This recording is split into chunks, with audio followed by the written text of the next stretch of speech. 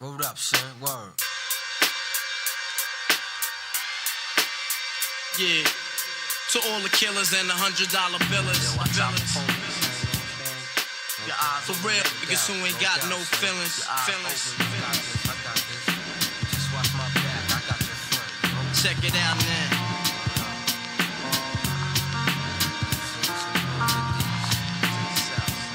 I got you stuck off the realness. We be the infamous, you heard of us.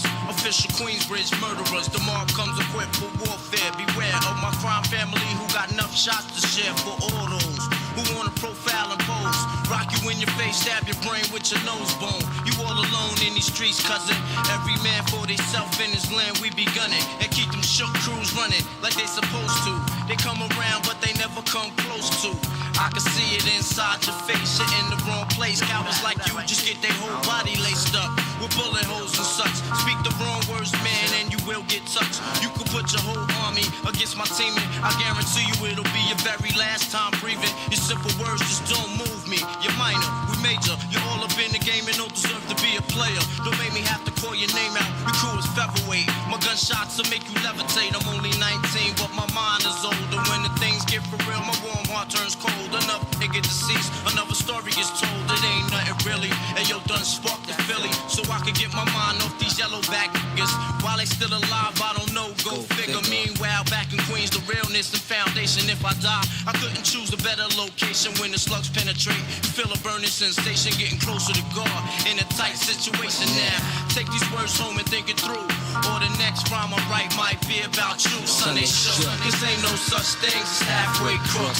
Scared to death and scared to look. They shook. Cause ain't no such things as halfway crooks. Scared to death and scared to look. Living the life that is diamonds and guns. There's numerous ways you can choose to earn funds. Some get shot, locked down, and turn nuns. Cowardly hearts and straight up shook ones. Shook ones. He ain't a crook, son. He just a shook one. For every rhyme I write, it's 25 to life. There was so much I got to trust, safeguard in my life. Ain't no time for hesitation, that only leads to incarceration. You don't know me, there's no relation. Queensbridge, MC don't play. I don't got time for your petty thinking, mine, son, I'm bigger than those. Claiming that you pack heat, but you're scared to hold. And when the smoke clears, you be left with one and you don't. 13 years in the projects, my mentality is what? What's everyone saying? What's everyone doing? How we feeling today? You talk a good one, but you don't want it. Sometimes I wonder, do I deserve to live? Or am I going to burn to hell for all the things I did? No time to dwell on that, cause my brain reacts. Front if you want, kid, lay on your back. I don't fake jazz, kid, you know I bring it to your life. Stay in a child's place, kid, you out of line. Criminal minds thirsty for recognition. I'm sipping, E&J got my mind flipping. I'm bugging, digging my ways out of hope for hustling. Get that loot, kid, you know my function. As long as I'm alive, I'm a live illegal. And once I get on them, I put on all my peoples. React quick, spit lyrics like Max, I hit. You know when I roll up the beat, go sleep because I'm free. This ain't no such thing as halfway crooks. Scared to death and scared to look. They shook. This ain't no such thing as halfway crooks. Scared to death and scared to look. They shook. This ain't no such thing as halfway crooks. Scared to death and scared to look. They shook. This ain't no such thing as halfway crooks. How's everyone doing? Let's go ahead and get started. Hold on, where my shit at? Bro, who took it? What the hell? Who took my shit?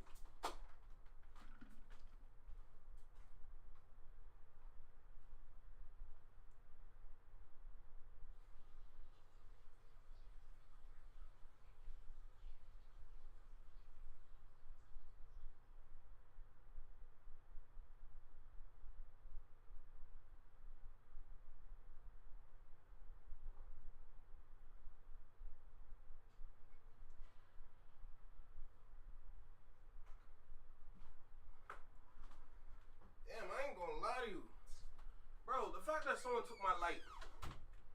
I got two lights. Someone tried to take my light.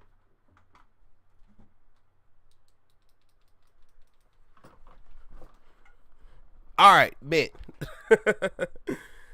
I ain't gonna lie, it's hot as hell today. What's good? How's everyone doing? What's good?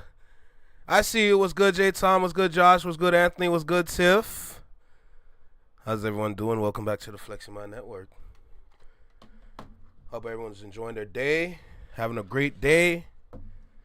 You know, I ain't gonna lie, my day, I kind of lost most of my day because the last night I didn't get much sleep. So I was falling in and out of sleep today, so I ain't get much morning. I ain't gonna lie to you. I ain't getting much morning, but you know, it is what it is. Blame it on a Wednesday, you know. I don't think there's too many videos. I don't think there's like too many videos for today, but there are some things we need to talk about. If you see the thumbnail on your way in, then you understand we have something to talk about that's very serious. It's kind of funny that I'm talking about it though. Yes, yo, J-Tom, I watched the video, bro. I watched the video. Salute. I was kind of in and out tasks, so I didn't leave a comment, but I'm gonna go watch it again after and leave a comment, bro. Don't worry, I saw it. Don't worry, I saw it. I'm gonna get back to it. You know what I'm saying? Great video. Salute to you. That was your first time reacting to Chilling with Moni. So hey, bro, she got content. You know what I'm saying? Don't be shy. That's everybody cousin. You know what I'm saying?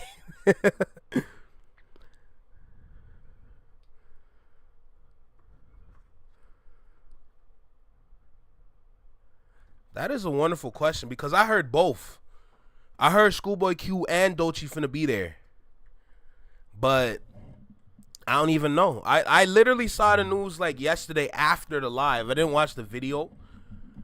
But I've been hearing both of them are going to be out there.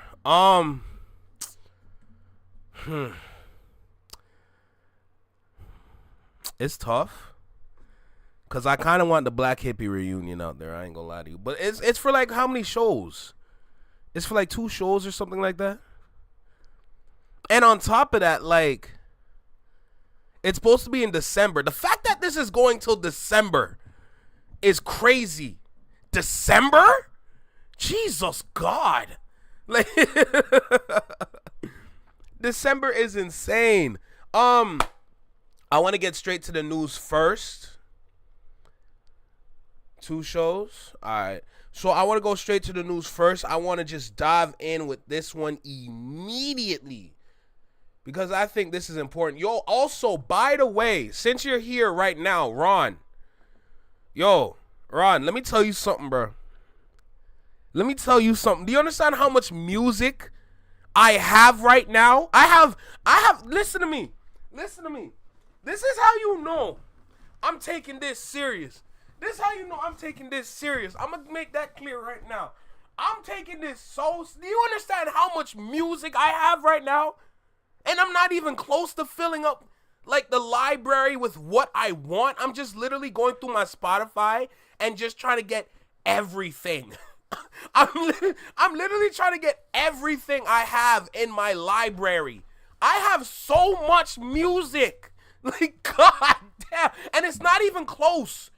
Because I still haven't touched, like, dancehall. I still haven't touched soca, reggae. I still haven't touched, like, house completely. I have so much shit. Like, it is crazy. It is so crazy. I'm literally sitting here. See, that's why I lost most of my, I think that's why I lost most of my sleep. Because I sat here and I was downloading music up until, like, 3 a.m.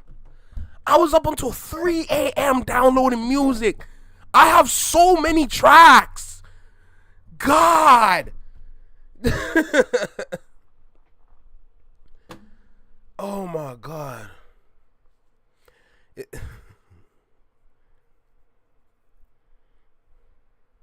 Wait, what? So I just saw a video on why YouTube is putting out our governments. Yeah, can you explain that, J. Tom? For the chat, please. Please and thank you. All right, where's that video? Yeah, Anthony, I don't disagree, bruh. They want the creator to make sure you're the person you say you are and not a spammer. Interesting. I get that. All right. Let's start with today's festivities, shall we? Now, don't get it twisted. Hip Hop Awards and Soul Train Awards, we're going to be losing those indefinitely because they say they're trying to recreate the experience on another platform. So I read an article yesterday talking about it. Me and Humphrey. So salute to Humphrey in the Discord. You know, when I put out the news, he was like, "There." He's like, "What?" Like, yeah. But here's the thing. I am surprised. Like, I am very surprised. But at the same time, I am also very amazed. But overall, I'm really not surprised if you really sit and think about it. Sit and think about it. We're going to be losing the Hip Hop Awards and the Soul Train Awards. If you really think about it, for the regular BET award show, we already have those elements incorporated into the overall show. So even though it was its own thing here and it was its own thing here, we got to speak about the realities behind this. So I'm not going to say everything at the top. Don't get it twisted. But we're going to have a lot to talk about with this video. Even though it's an 8-minute video, around 8 minutes, I already know the answer as to why. Okay? I feel like I'm kind of getting like redundant, or I'm getting annoying, or I'm just regurgitating but like, when you look at it at a marketing standpoint, when you look at it at an advertising standpoint, and you look at the logistics behind it, it makes perfect sense why they're going to be going away. But you know what? Let's leave that for the meat and potatoes of the video. Let's go ahead and get started. All right, let's go. Yo, right here in the small box, welcome back to Single Seater Reactions, only on the Flex Mind Network. I'm Flex. Welcome back to the channel. Like I said, I'm surprised, but overall, I'm not surprised. I get it. I completely understand it. So, as you can see right here, we got our cousin Moni with us. Salute to Moni, no doubt. I'm kind of glad you did this video because I ain't gonna lie. When it comes to me and just speaking, I speak from my mind. I don't speak from scripts at all. Me and scripts do not mix. But at the same time, I am a phenomenal actor. Okay? All right, let's serious this one out. Listen, y'all see the video. Y'all saw the thumbnail. Y'all hearing the live with me. If you're not hearing the live, you gonna see this soon. Okay, y'all gonna see this soon. So the title of this video that we're gonna be tapping in with is BET cancels the culture. Whoa, that's heavy right there. Soul Train and Hip Hop Awards gone, but why? All right, man. Y'all know what time it is. Let's go ahead and make it happen. Make sure you like, comment, share, subscribe. Let me know what you think about the video. Drop a comment down below. Let me know what you think about the reaction. Hit that notification bell so you get notified when I drop my videos or when I'm live like right now. And, yo, let's get started. Let's get started. Let me get the chat on my phone real quick. Let's go. Hey, cousin. Who What's you good, chilling cuz? with? I'm chilling with Moni. Hey cousins, welcome back to the crib. Audio Moni here. Please do me a favor and See, that right there is the answer as to why the Hip Hop Awards was canceled.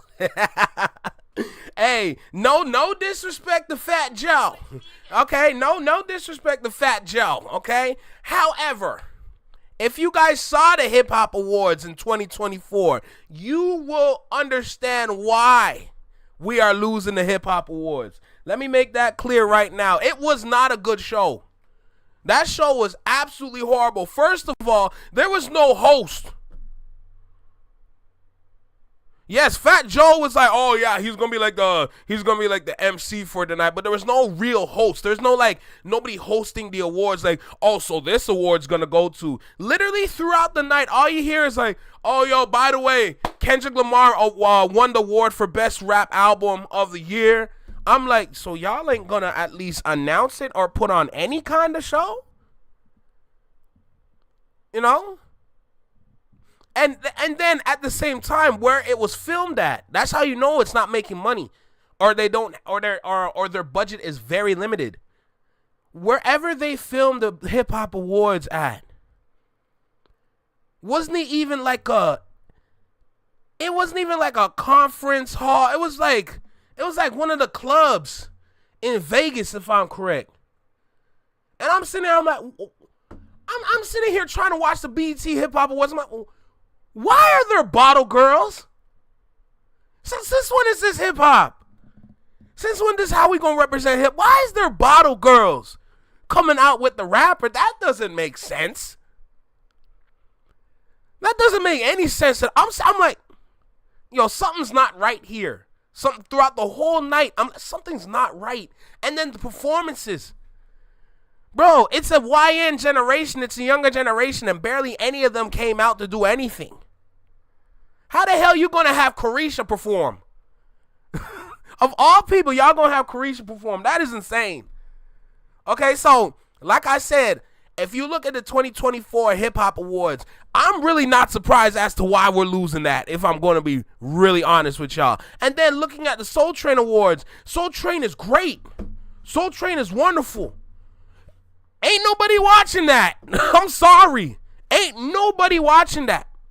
We're losing it for a reason. It's not coming out of the blue. I'm not surprised. When I first read the article, I said, yo, that's crazy. They're not even going to try to fix the problem. No, for them to fix the problem, they have to get rid of it indefinitely. Because there's clearly some adjusting and just like fixing that needs to go on in this area. But for them to put it to the side to try and fix it is crazy. But my thought is, I think they're going to incorporate both into the overall BET Awards, which presents a new problem because I think the last BET Awards was around like 3 hours. Let me keep it a stack. Ain't nobody going to sit around for no 3 hours. And there's no rerun. You know, if you watch it on TV, you might catch a rerun. But I'm watching on my laptop. There's no reruns. Okay, but let's keep going. Smash that like button on your way in. Also, if you are here for the first time, what's up? Hit that subscribe button to join the family, because over here we get into things. We get into the mess, we get into the music, some entertainment, and basically the meaning behind it all. So let's get into some news that should have made a little bit more news than what it did, because the BET CEO, Scott Mills, has officially confirmed that both the BET Hip Hop Awards and the Soul Train Awards are indefinitely suspended. Yeah, cousins, you heard that right. Two major staples of Black music culture gone. No dates, no comeback plan, just silence. Now look, let's start with the BET Hip Hop Awards, right? Let's start there, because let's be real. She probably gonna say the same things I'm gonna say. What's good, Slay? What's good, Rebecca? How y'all doing? I hope y'all doing good. What's good, Solo? In my opinion, there's too many award shows. I don't disagree. I don't disagree with you at all. I don't like award shows. They reward shitty art normally. Rebecca. Okay, here's the thing, Rebecca. The past, like, it's a little different for the BET Awards, because especially the one from last year. The BET Awards from was that last year? Or was that this year? It might have been this year. Was it this year? You see how forgettable it is? Anyway, my point is, from the last BET Awards that we saw, where Kai Cenat was live, we saw Drewski be afraid of Kendrick and Dave Free. From that last one, I'm not gonna lie, BET actually gets it right. Majority of the time, as long as the right names are up there, BET usually gets it right. And think about it, when the BET Awards first started in the early 2000s, going up to at least like 2015 maybe, we had good times. We had good times. I will never forget the BET Awards where they brought out Elephant Man and Beanie Man, and Beanie Man was drunk as hell. Yo, let me tell you something. Yo, when they brought out the Caribbean them, yo, that was a good BET Award, you know? It had already fallen off a while ago. I can't even lie. What used to be the biggest night in hip hop was the worst. Is no longer. We get iconic ciphers We get the prize performances that we didn't see coming, and real respect from the culture. Yo, Rebecca, if I'm going to be completely honest, after this live, I think you should take some time and just go through some of the highlights of what's been happening at the BET Awards, because I promise you right now, you're actually going to like it. For some of like the tributes, like the throwbacks, and just like some of the performances at the BET Awards, Rebecca, I'm going to tell you right now, you're going to enjoy what you're going to be watching. That's all I'm saying. Salute to Lyrically Inclined TV. I ain't gonna lie, that's a fire name, bro. That's a fire name. Salute for your dono. I appreciate you. Let me make sure to like that. Thank you. They might come back with something new. I don't disagree, but the thing is, it's like usually it's easy to figure out and predict these things, but to come back with something new aside from the Hip Hop and Soul Train Awards, I don't know what changes you're going to make. I think they're going to integrate them into the overall award show. And to be honest, that might help with the cultural shift that we're in, to be honest. Because sometimes you must simplify to multiply, if you understand what that means. Turn into a background extra situation, as if we was hosting Love and Hip Hop auditions or some shit. Like, it felt like a celebration of rap, and less of a celebration of rap and more like a reunion for Instagram famous influencers and reality stars. People we never asked to see. And facts. Back to the ciphers, like I said, like those legendary BET ciphers gone, completely abandoned.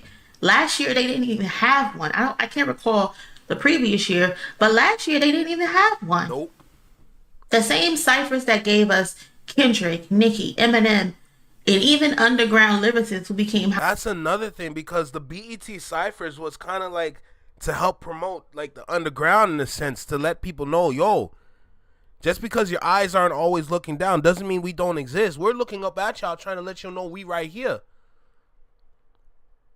Like, the ciphers let us know that Kendrick Lamar is not to be played with. Like, you know what I'm saying? Like, even like one of my favorite ciphers from Busta Rhymes, when he was on the BET ciphers, those the rap ciphers, man, you don't listen.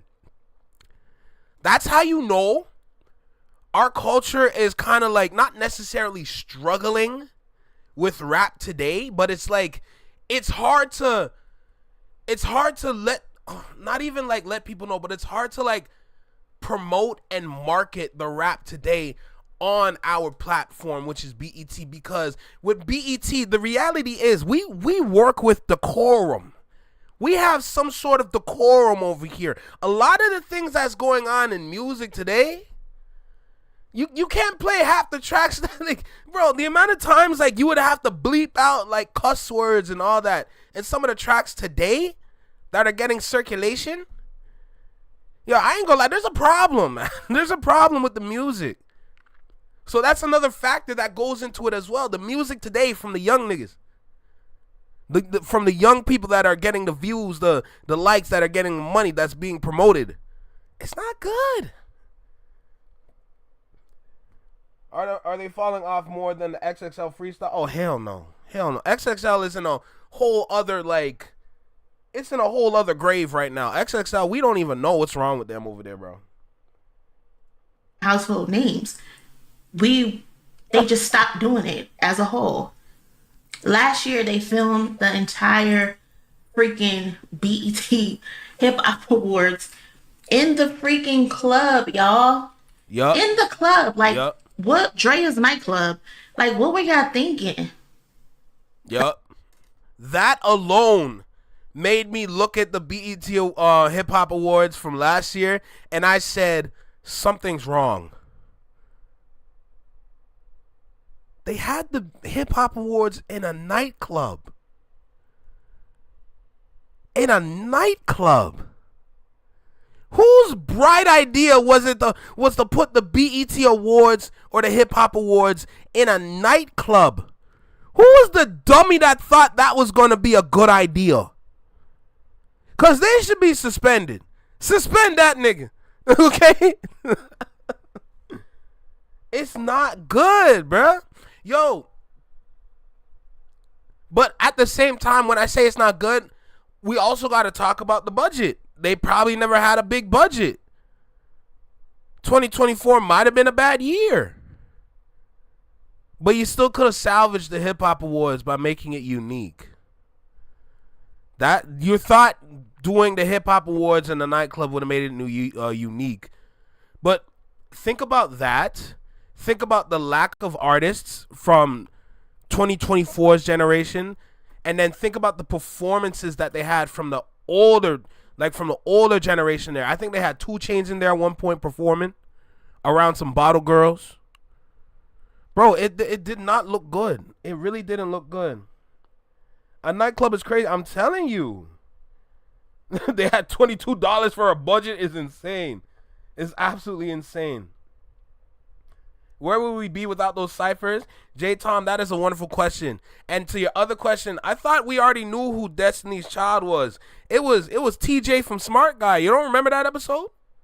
Like, and nothing been the same since they dropped Control. They took the censored rappers back in their pajama clothes. I'm dead, nigga. I'm dead. All right, let's keep going. Like, BET really said bottle service and make it culture. That is crazy to me. So crazy to me. I'm not surprised. And here we are. The Soul Train Awards also gone. Never to come back as of right now. Like, I ain't gonna lie to you, this one hurt. This one hurt. Because for me that grew up with BET, where I used to sit down in front of the TV and literally just watch everything on BET, this one hurt. Because I remember the Soul Train Awards. And I remember on BET they would have some of the reruns, or they would show some of the moments from the Soul Train Awards from like back in the day, and where it came from to where it is now, how the Soul Train Awards has no soul. Oh my, y'all remember the little cartoon with the train? Man, and then the Soul Train dance line, nigga! Come on, bruh. Oh, we lost something big. We lost something big, bruh. Oh my God. Oh, this one hurt.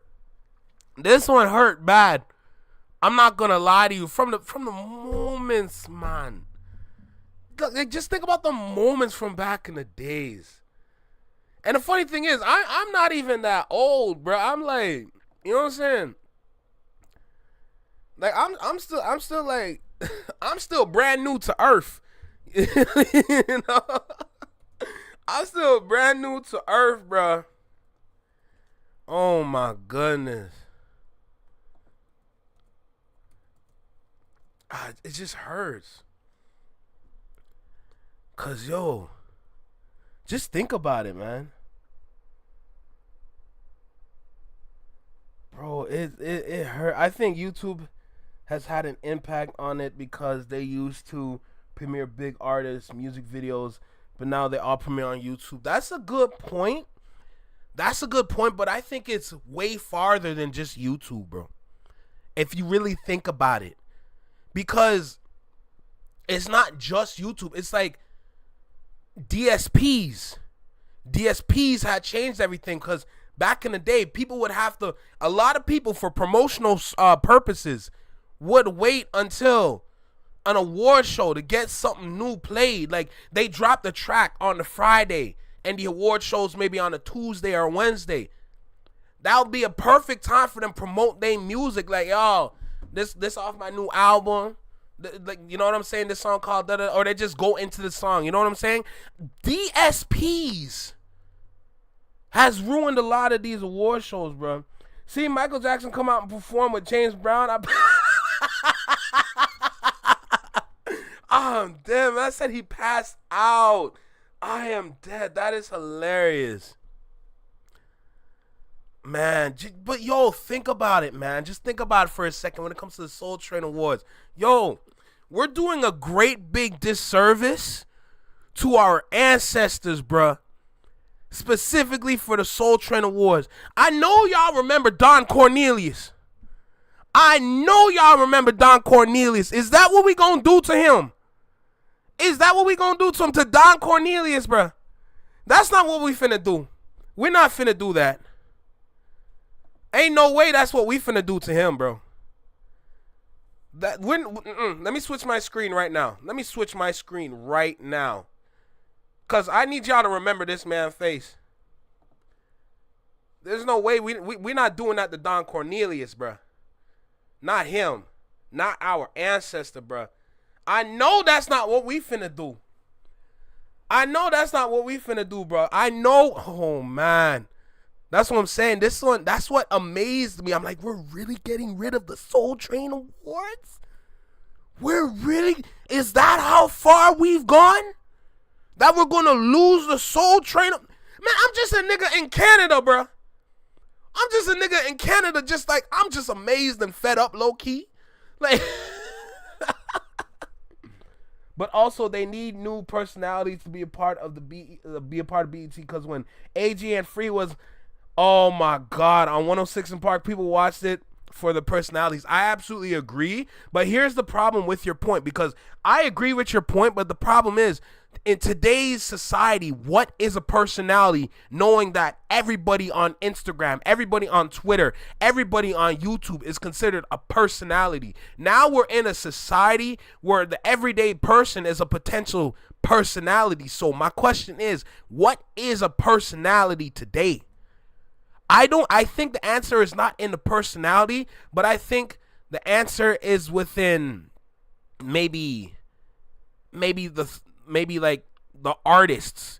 Maybe like we have some of the legacy acts be the hosts of those kind of shows. So if we have 106 in Park, we should have two of the right, one guy, one girl, that would fit the role of a host for the 106 in Park return, if they choose to do that. Because if you're going to use like a Kai Cenat, for example, it's not going to do well. It's not going to do well, if I'm going to be super honest. It might do well on the first episode, but it's going to tank. I promise you.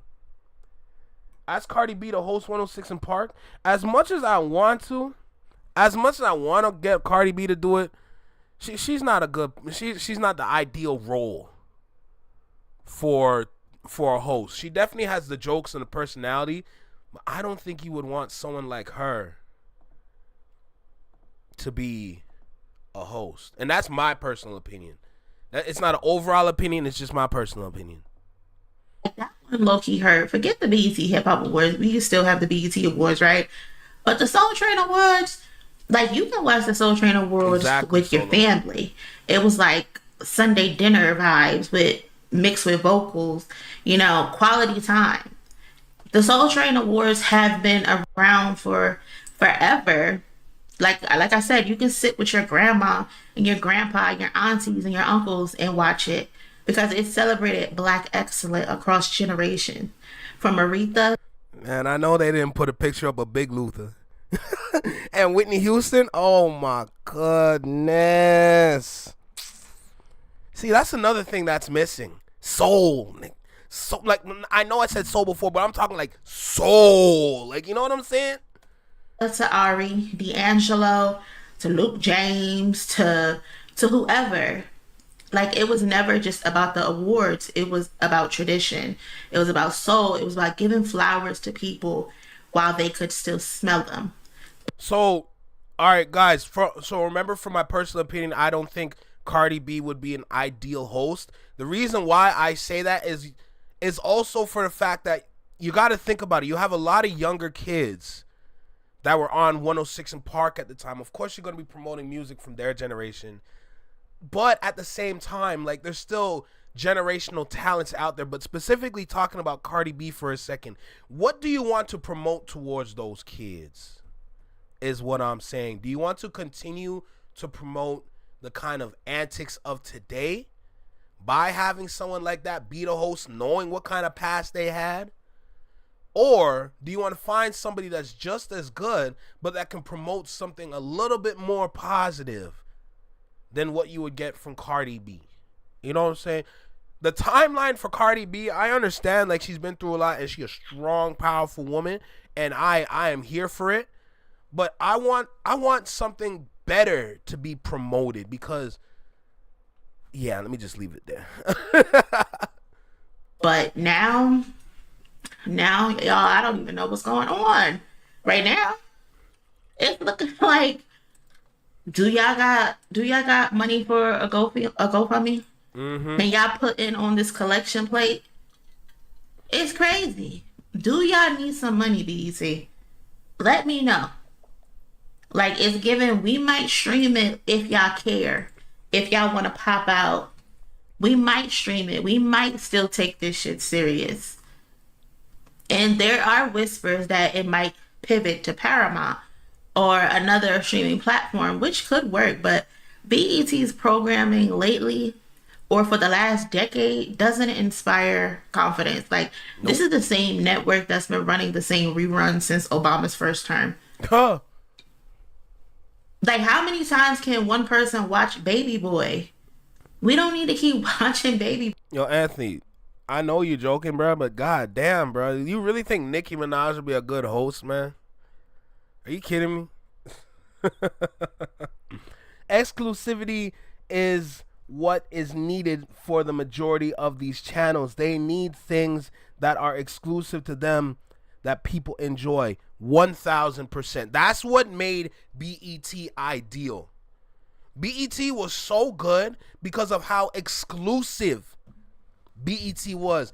A lot of people would tune into BET and they won't even understand a thing that's going on this channel. But when it comes to the culture, when it comes to hey, when we tune in, we have nothing but fun, laughter, and just overall entertainment when we're over there, bro. Y'all remember when BET had sitcoms?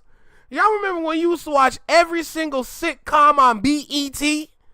From the Fresh Prince of Bel-Air to the Steve Harvey Show to Smart Guy and Sinbad. What a time to be alive. And then they had the other shows, like, you know, they had Girlfriends, they had The Game, and they just had quality TV on there, bruh. Yo, you wouldn't get Girlfriends anywhere else. You wouldn't get The Game anywhere else, bruh. Man, yo, facts. Boy, over and over and over.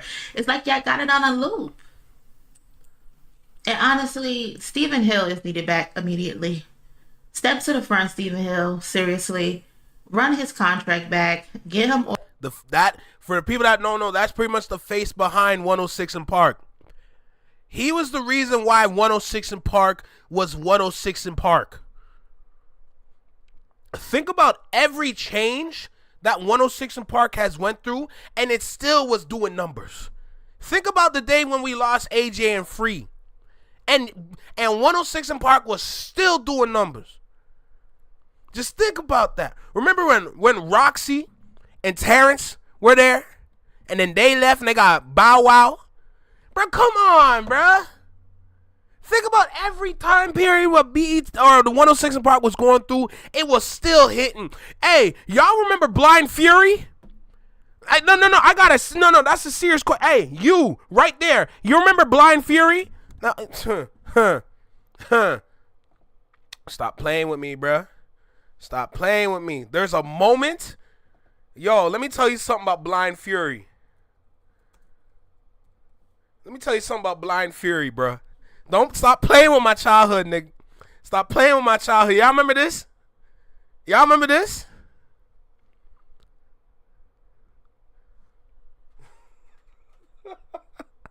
Stop playing with me, bro. I want to call my childhood great. My childhood great. Hey, yo, you ain't got a heart. Get out my face, nigga. To the top. Bring the beat back.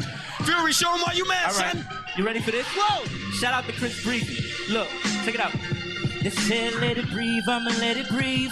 I already win, boy, you better leave. You ain't never gonna do nothing like this. I don't even know why you up here like this. Check it, I beat you in the first round, and I ain't have to drop profanity. I put the curse down, and I can sing a song, and you ain't better off getting along. I'm about to hit you like I'm hitting the... Oh, I'm wrong, but let me get you talking about Charlie Sheen. It's too bad in Nevada, I'm messing up your dreams. Cause I'm a gambler, straight man handle ya. Flow ice cold, you should call my style Canada. Watch me get into my moon, I'm a goon. And you don't wanna see me turn you like a cartoon. Lil Artie, call yourself A-game, you're C-. Look at Terrence and you ought to stand behind us. Back there somewhere, I'ma tell you you can act scared, but I won't care. Cause I'm still here, and I'ma kill it. I'm running raps around you in this Olympics. Stop playing with my childhood, nigga. Stop playing with my childhood. Hey, he's the reason why we got that. He's the reason why we got that.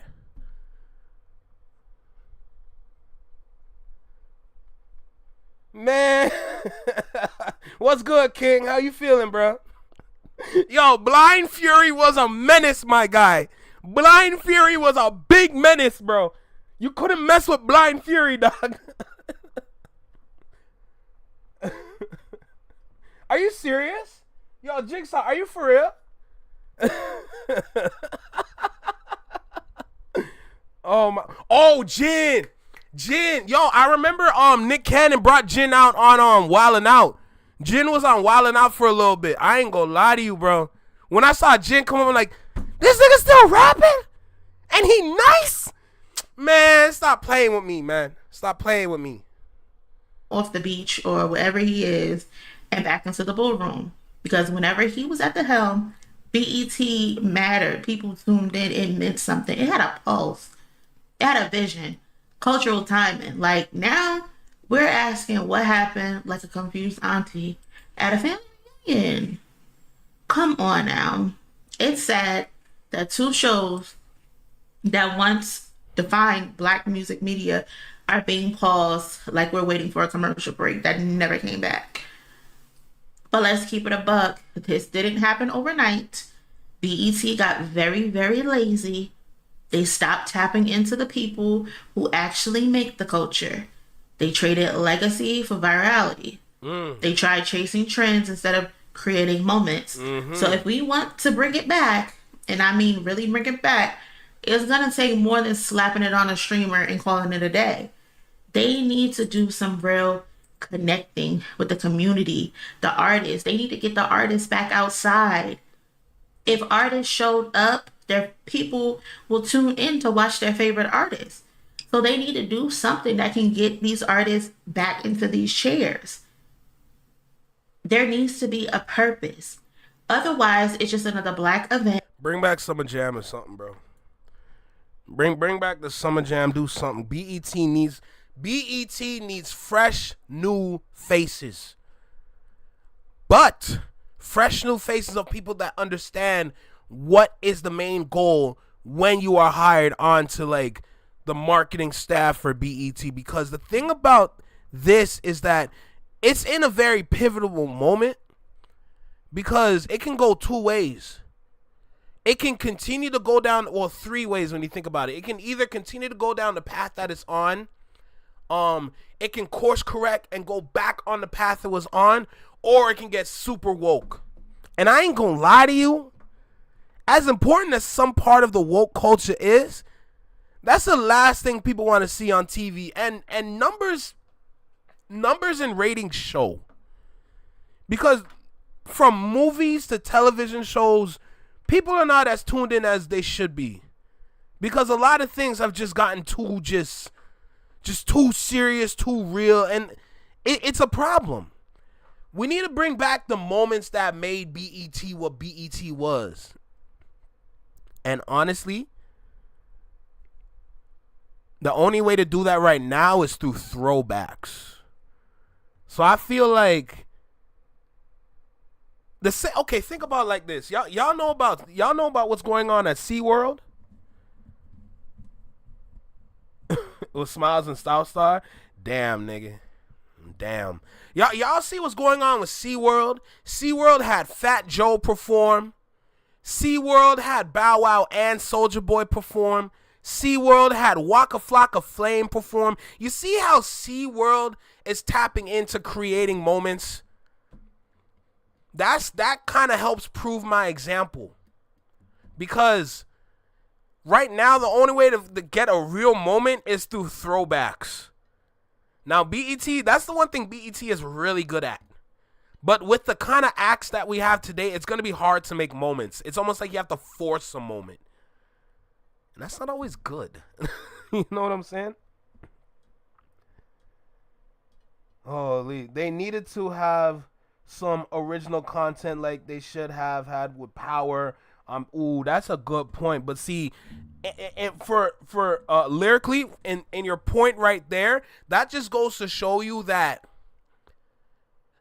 when it comes to business can create some hateful environments, and it can create some nasty relationships and burn bridges. Because with what 50 Cent was doing, it should have been on BET. It shouldn't have been on Stars. But that just goes to show you that BET probably didn't want to make that kind of deal with Fifth. Which kind of doesn't make sense because BET's been loving Fifth ever since he first came out on the scene. Which is weird. It's crazy.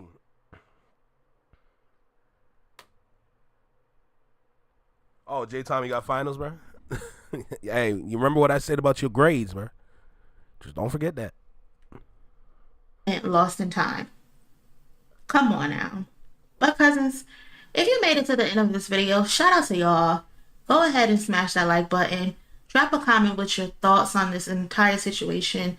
BET Hip Hop Awards and the Soul Train Awards being canceled indefinitely. Like, did you grow up watching the Soul Train Awards? Did you watch the BET Awards? What was your favorite show? What is your favorite moment? And do you think the man said play Baby Boy for 24 hours and keep people tuned in? See, what's going on with like television programming today? Even when it comes to some of the shows on Netflix, there's some shows on Netflix that I think that should be on. BET needs to understand what is out there. I think BET closed their doors indefinitely and said, we can handle things from within this room. The reason why BET was so great is because they were always looking for something that was new, that's of the culture. When they closed their own doors on themselves, they forgot what was outside. They need to step outside again. If they can't step outside no more, there's a problem. There's a problem right there.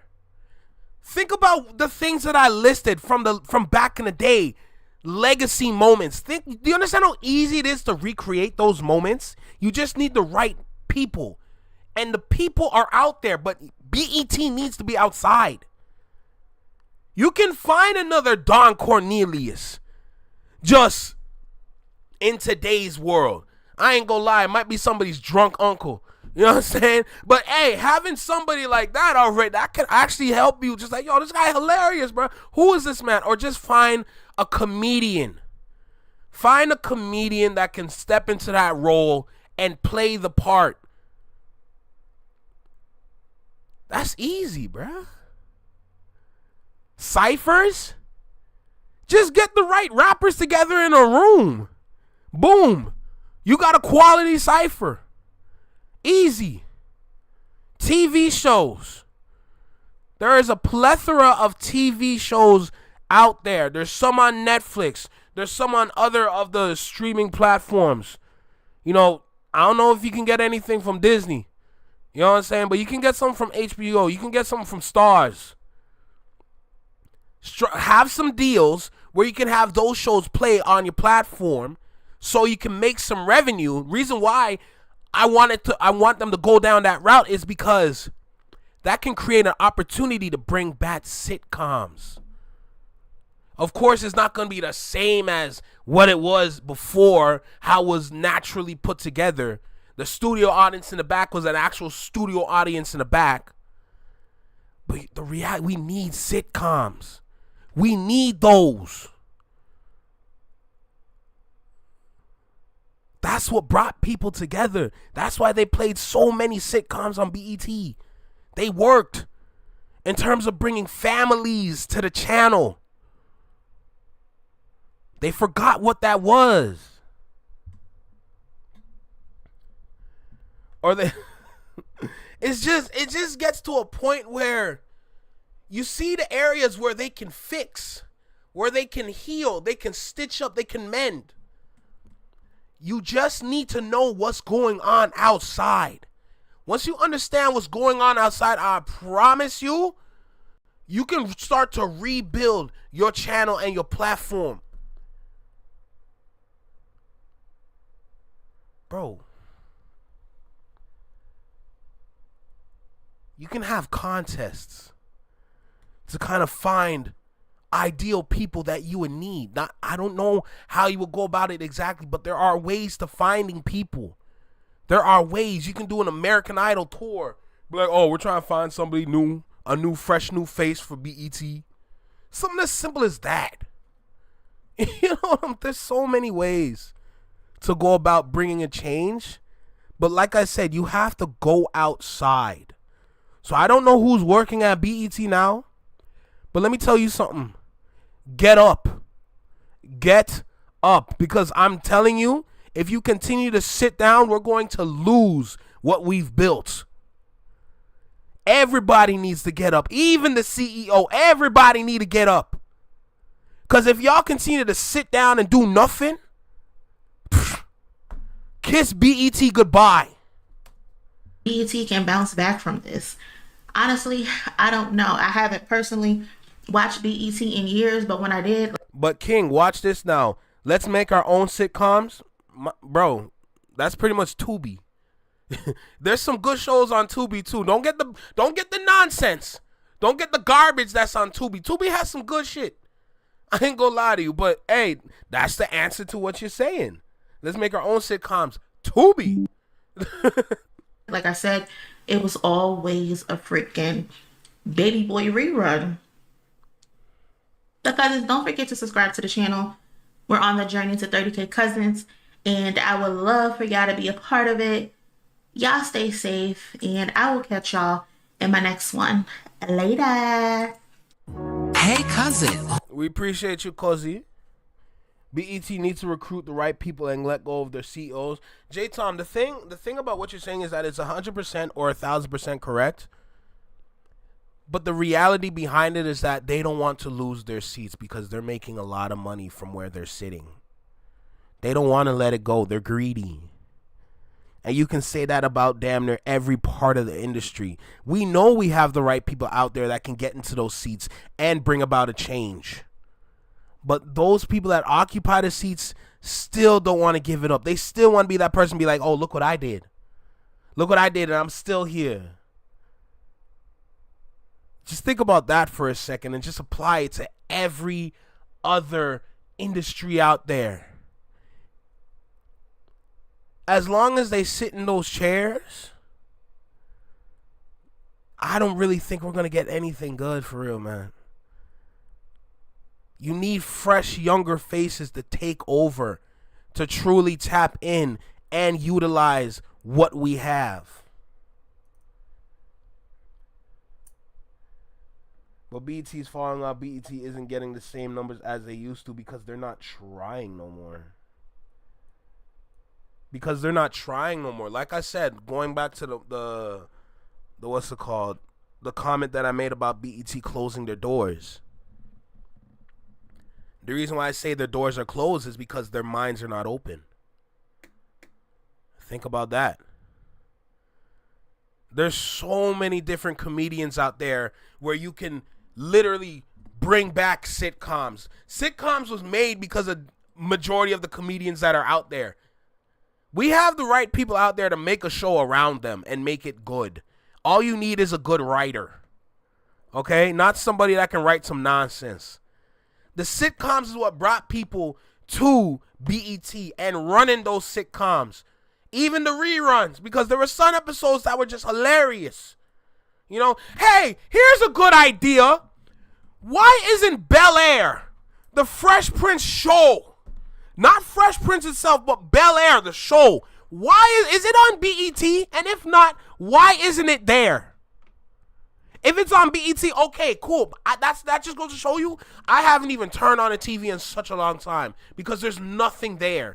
But bringing shows like that to BET helps.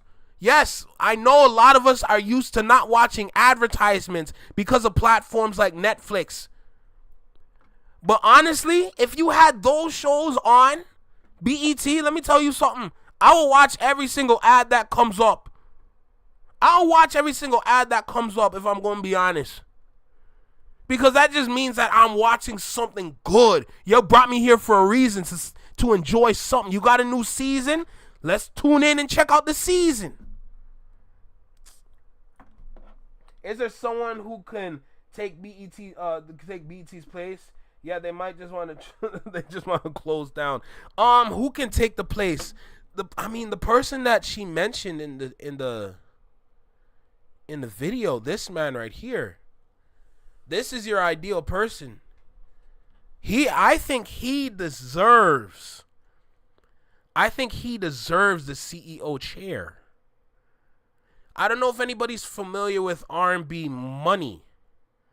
I don't think anybody's familiar with the podcast that Tank has. This man was on that podcast and he was spitting a lot of gems. Let me see if I can find that episode.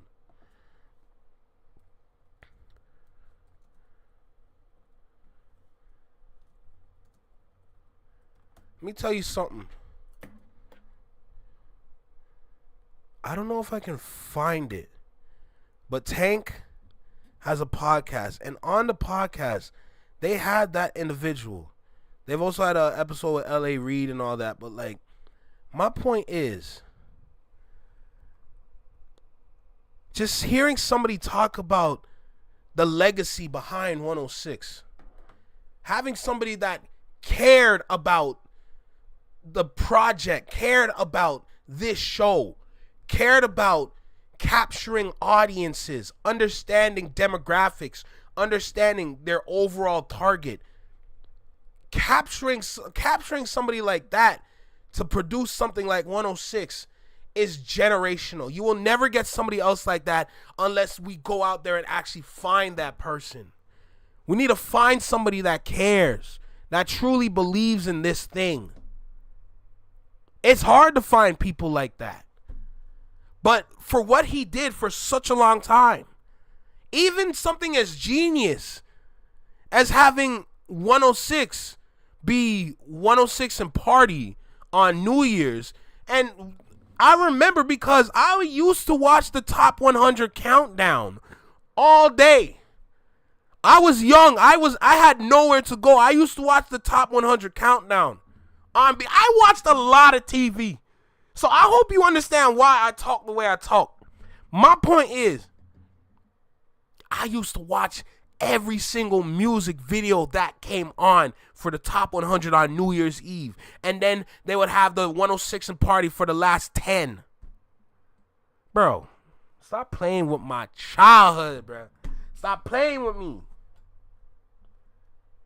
Yes, sir. We need more professional instructors for the use. Yeah, no doubt. J-Tom be on to something for real. One thing that people need to understand is that the black culture is the wave, so we can get it back lit if we wanted to, 1,000%. But we need to believe that. For the thing to make that work, we need to believe that. That's the key. Because for a lot of us out here, we're not believing that. That's a problem. How do you fix that is the real question. Because it's just gotten to a point now where we put nothing but nonsense in front of us and we push everything good to the side and we just enjoy what we have over here strictly. Even though on this side it's better. It's not as entertaining as this side when it comes to over here, because this side has all the mess, it has all the drama, it has all the BS, it has all the garbage, it has all the cheating, etc., all the parties and everything. We like this side only, but we don't like how enjoyable this side is compared to this side. That's just a good example on how we need to believe in all of it again. There's a time and place for everything. Once we start to understand that again, then we can really get this thing lit. What's good, Raven? Shadow Mob checking in. I salute you, brother. I salute you, my boy. I appreciate you, no doubt. It's just, I find it so incredible how we forgot what the culture is like. Think about it like this, as for somebody that is very familiar with the dance culture. Black people have traded literal dance, choreography, and just moments for TikTok. We downgraded ourselves. Think about it for a second. And you're speaking to somebody that's very like, now I haven't been showing up. I'm not gonna lie. For the past couple weeks, past couple months, I haven't been showing up like I should have for the community in Toronto when it comes to dance. Because I'm locked in on what I need to do here to try to build this. But for somebody that's very familiar with that area, very familiar with that kind of background, noticing how black people turned their back on dance and traded it for TikTok, where you would rather be a cheerleader than an innovator. Think about that for a second. Now, I'm not saying all. But I'm speaking towards in terms of popularity. We traded it for dancing in front of a phone for TikTok and other platforms. I understand it's hard to understand, but if you are familiar with what's going on out there like me, then you understand what I'm talking about.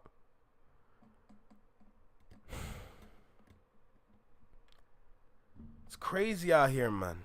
It's crazy. TDE PG Lang should think of starting a black entertainment network. It's possible. Or take part. Be an investor. You can definitely have TDE as an investor for BET to help BET be great again. You know, that would be wonderful. PG Lang can take part and actually build things for BET or have collaborations with BET. There's a possibility there too. There's so many lanes that you can take to make this work.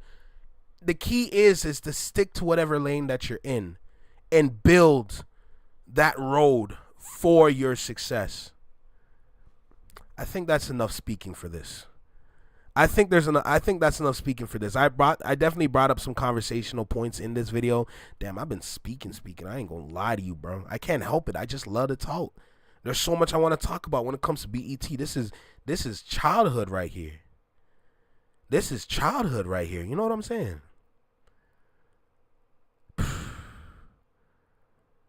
To see the hip hop awards go. And to see the Soul Train Awards. Y'all remember the Soul Train Scramble board? All right, let me stop. Because I'm going to start talking all over again. All right, man. Y'all remember the Scramble board, bro? I wasn't even born. I wasn't even born, but I seen this shit on TV, bro. Oh my God. I remember, I think they had like, the top 10 Soul Train dance line moments on BET at one point. And my God, I enjoyed everything I saw. I enjoyed every single thing I saw, man.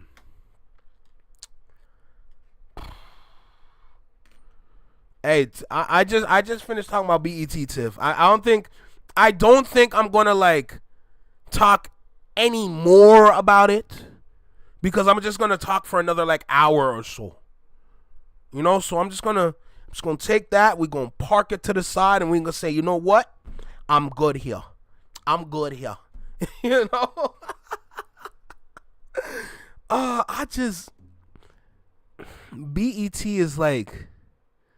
BET is just so, And it might be wild coming from somebody from like Canada like that, but like I said, we all had the same network.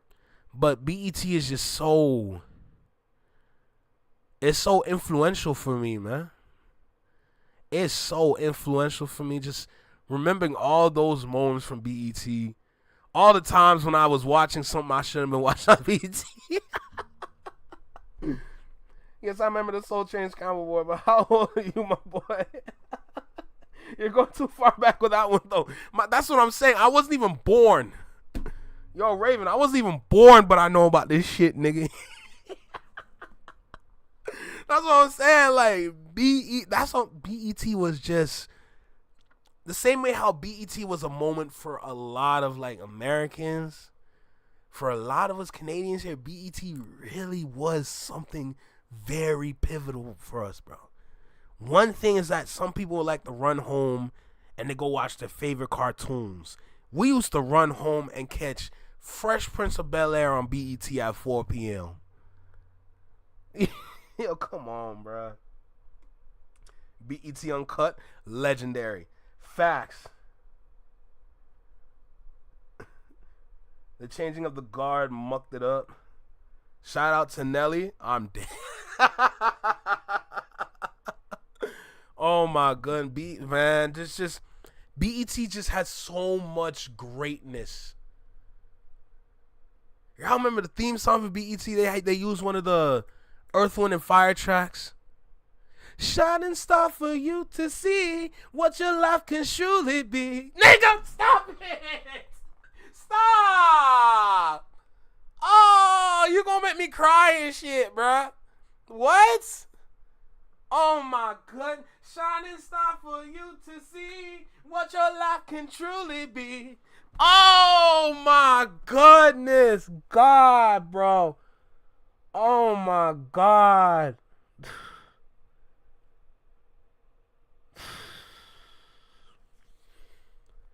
Nah, y'all don't get it, bro. Y'all don't get it. Y'all don't get it, man. BET was so much to me, man. It was so much to me. What? I used to be flipping through channels because I'll be on channel 49. I'll be on channel 49 out here. And then I will go to like channel like 51 for family just to see what's going on there. Then flip back to 49 just to see what's good, what's popping on BET. And if there's another popping on BET, I go to channel 25, channel 45, or I go to like channel like 31 or 28. Yeah, that's how you know I had that good cable. Oh my God, Big Tigger. Oh, the basement. Oh, the basement. Oh, the basement. Oh, the real bashment party. Damn, now I can't get that song out of my head. Shining star for you to see what your life can truly be. Man, y'all gonna make me look like or make me sound like I'm 45 or some shit, bro. I wasn't even born, but I knew about this. Y'all out here me got in like an old soul or something like that. The most legendary freestyle, Ja Rule with the thief. Nah, don't do that. No, first of all, there was many legendary freestyles on Big Tigger's show. Okay, when Buju Banton and Elephant Man were there with Tigger. Hey, and then you had the moment you had Cameron counting money and freestyling. Bro, there were moments you would. We need to figure out a way. We need to figure out a way to get BET lit again. And we can't do it with these YNs because they have no brain cells. These young kids are not even educated enough to even know the ABCs half the time. We gotta look past these. We gotta look past this generation of kids because honestly, a lot of them are not gonna help us. They're not gonna help us. Because just think about in these moments, you're never gonna get them with a nigga that can't even read. These niggas are illiterate. They can't even rap properly. Look at Lil Baby and how he sound. Lil Baby sound like he got some sort of tism.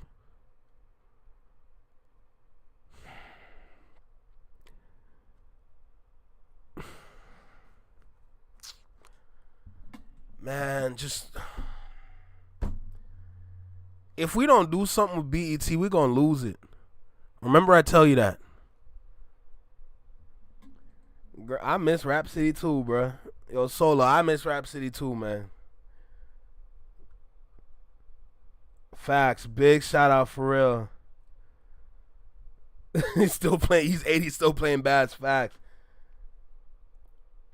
Yeah, it was a sad day for real. It was a sad day for real. I agree with you, Tiff. But damn, bro, y'all got me in my feelings. You got me just like, just thinking about how far things have gone and just, our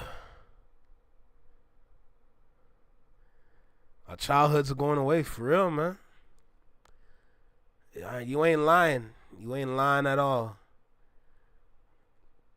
All right, so I think I kind of want to check out the VMA situation. I got Big Kiss right here.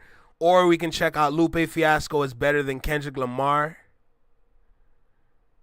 Huh? Lupe Fiasco is better than Kendrick Lamar. Oh, okay. Let's check out this VMA situation first. Because I just want to see what kind of categories he's in. I'm curious about the categories. 10 nominations is crazy. Yo. Now hold on, my brother. Slow your roll.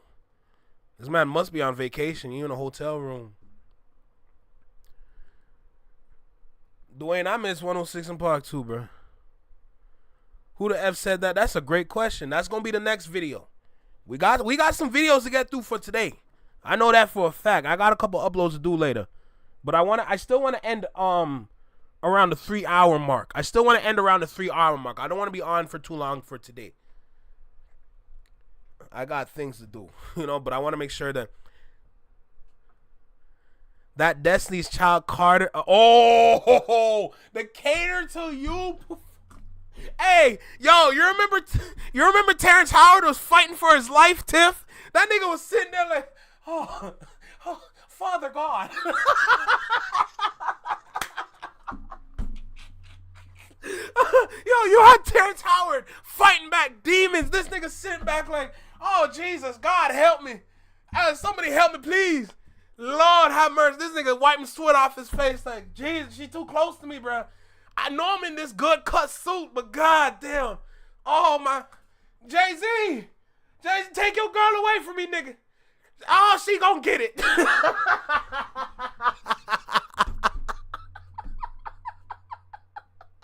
Oh, shit. Oh, my God. Yo, I think Tiff just unlocked a memory for me with that one. I ain't gonna lie. The Cater to You performance.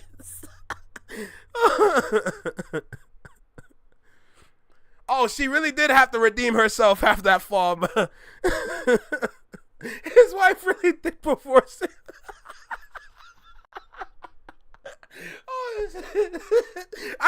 Let me find that. Let me see if I can find that real quick. I need to see that one more time. Oh my God. Oh my God. The Cater to You on BET. Man, that like I was literally like, me and my family, we were laughing our asses off because we were looking at every man and we're just like, yup. Oh my goodness, bro.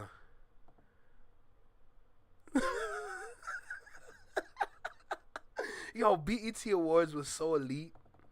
The BET Awards was... Look at Terrence. He couldn't even hide it for real.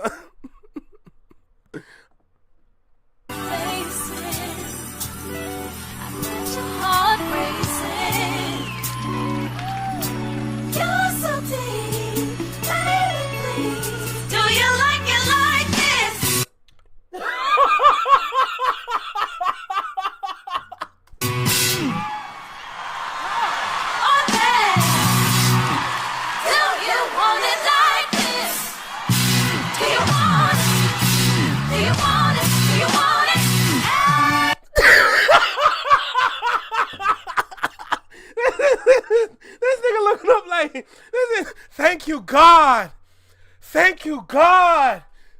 Do you understand, Lord, Leo, Lord, do you understand who this woman is? Do you understand who this woman behind me is? Lord, I just want to thank you for the opportunity for me to get this lap dance from Beyonce herself. Because my God, I would never get this any other time of the day. Best believe. See, I understand my wife over there, but that's not her time right now. It's not, Lord, I just want to pray. I just want to pray to you right now because, oh my God.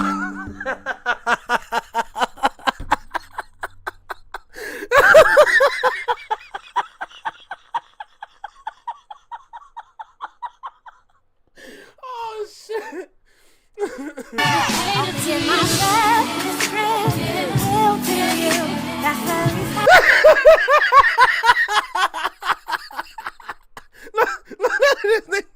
at this thing.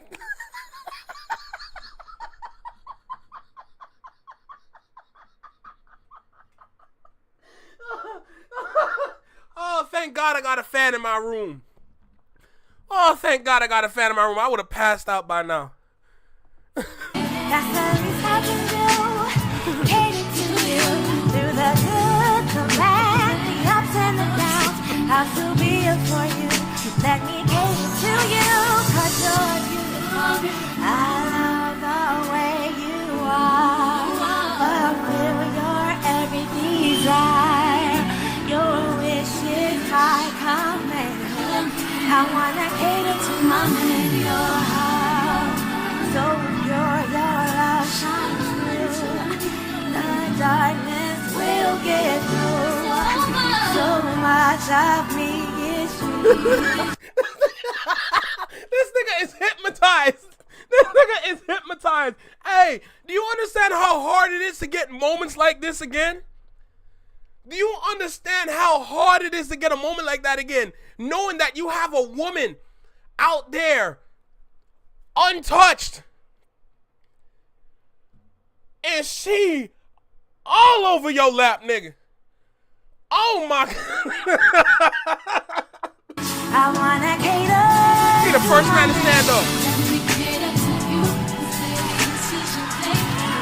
For you, baby. Will you call me away? I just wanna serve you, baby. I don't care what I say, let it say, no. 'Cause you're good to me,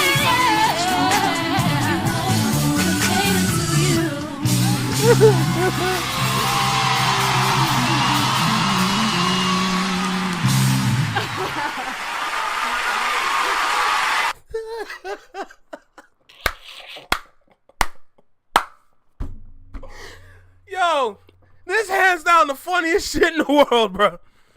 This is the funniest shit in the world, I swear to God.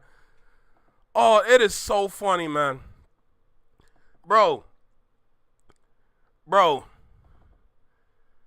You're not gonna get a moment like that ever again.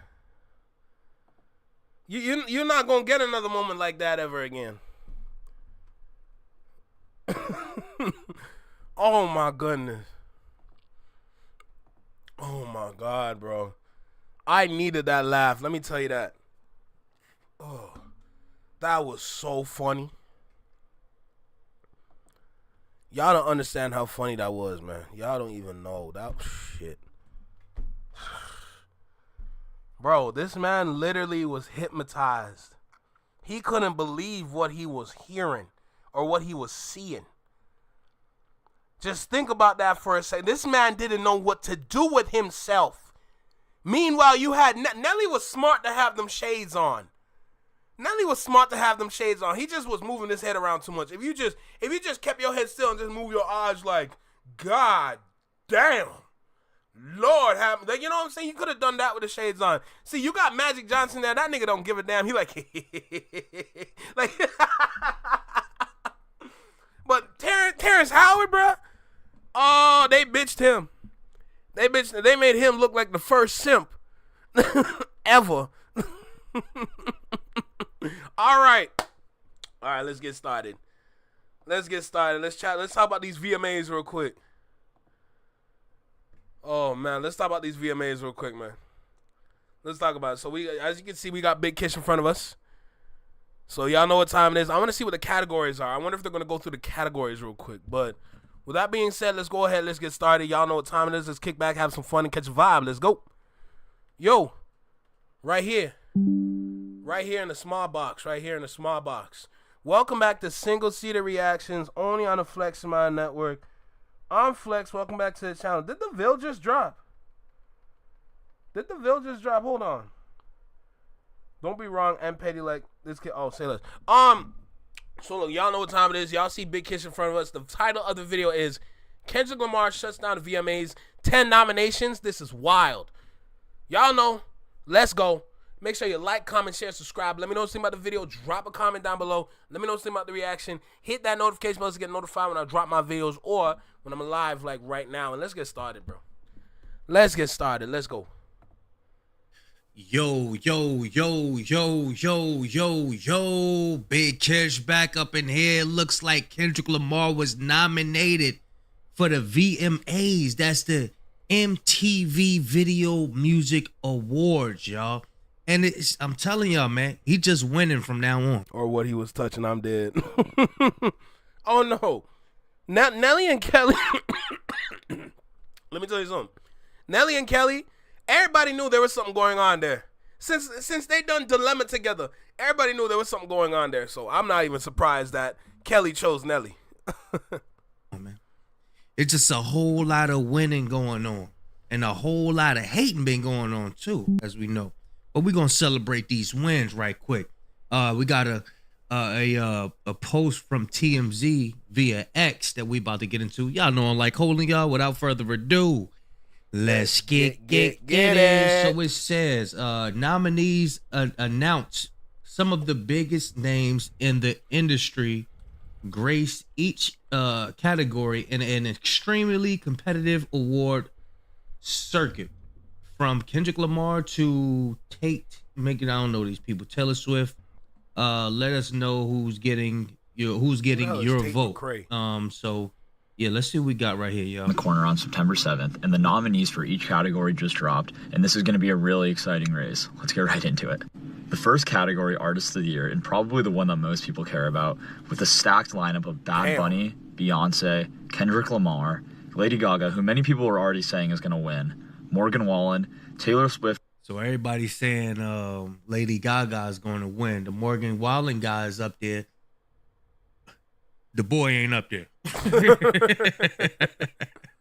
Baby girls, like nah. Let's get into this article right quick. Of article that I looked up from this hip hop news outlet. Kendrick Lamar dominates the VMAs with 10 nominations, y'all. Let me make sure this is the right joint. Okay, August 5th, 2025. This is the right one. Might got to duck my head off like this so I could read it. Because y'all know I'm off my laptop right now, and this is pretty small. This is pretty small. Try my best, y'all. Kendrick Lamar is one of the most nominated artists at the 2025 MTV Video Music Awards, which will be held in September. MTV have revealed the full list of nominees for the 2025 Video Music Awards, and Kendrick Lamar will be competing for a total of 10 honors. They include Artist of the Year, Video of the Year, Best Album, Best Hip Hop, Best Collaborations, Best Cinematography, Best Choreography, Best Direction, Best Art Direction, and Best Editing. He's definitely going to miss some. If he does win a VMA, it's going to be a step forward for what he's going to be doing with PG Lang and the creative space or the creative agency that is going to help. All these awards, let me tell you something. All these awards that he's winning, these are all going to be displayed at the PG Lang creative agency. I'm going to tell y'all that right now. Those accolades are really going to help them build very good networks and very positive relationships with a whole bunch of people out there. If I'm going to be completely honest. You know, those are the kind of like, That should be the goal. Like, you're trying to build towards something. This is why I'm critical when it comes to Aubrey, because you've been trying to do something and you haven't built anything. And you've been here way longer than the average artist. You know? A lot of artists that have been around for that long, they've built something.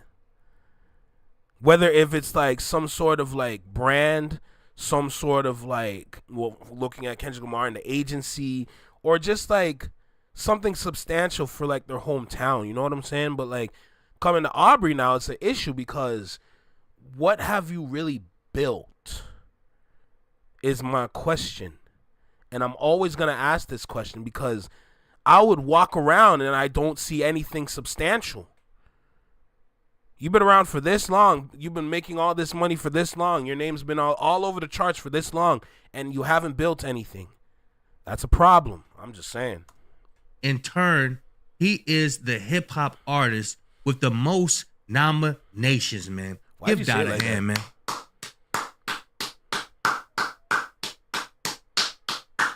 From the Nickerson Gardens to the MTV Hip Hop Music Awards, man.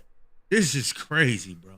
This is also a blessing because he's feeding families, not just his family. You know what I'm saying? With him, PG Lane, you know, Dave Free, when they hire people, it feeds other families, y'all.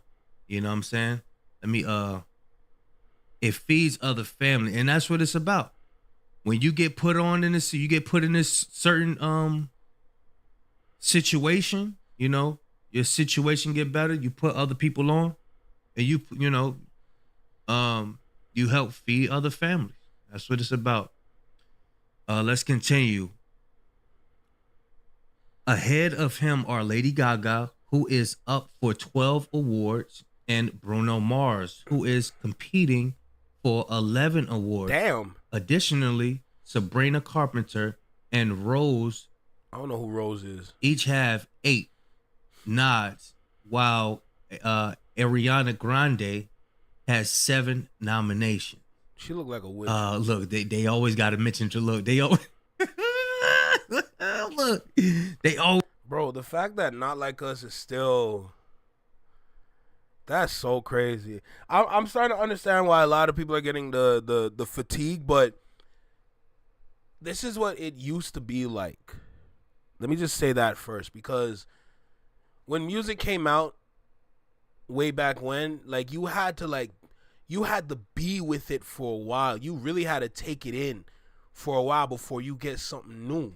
The reason why for the DSP age, like it's not like that, is because you get something new every day. Every day there's a new song that comes out somewhere. And if you're not fully tapped in, you would have to wait a week for something new. For me personally, I would usually tap in with New Music Friday on Spotify and go to that playlist. And every time I go to that playlist on a Friday at 12 a.m., the list updates with a whole plethora of new tracks that dropped, whether if it's throughout the week or the tracks that drop the night of at 12 a.m.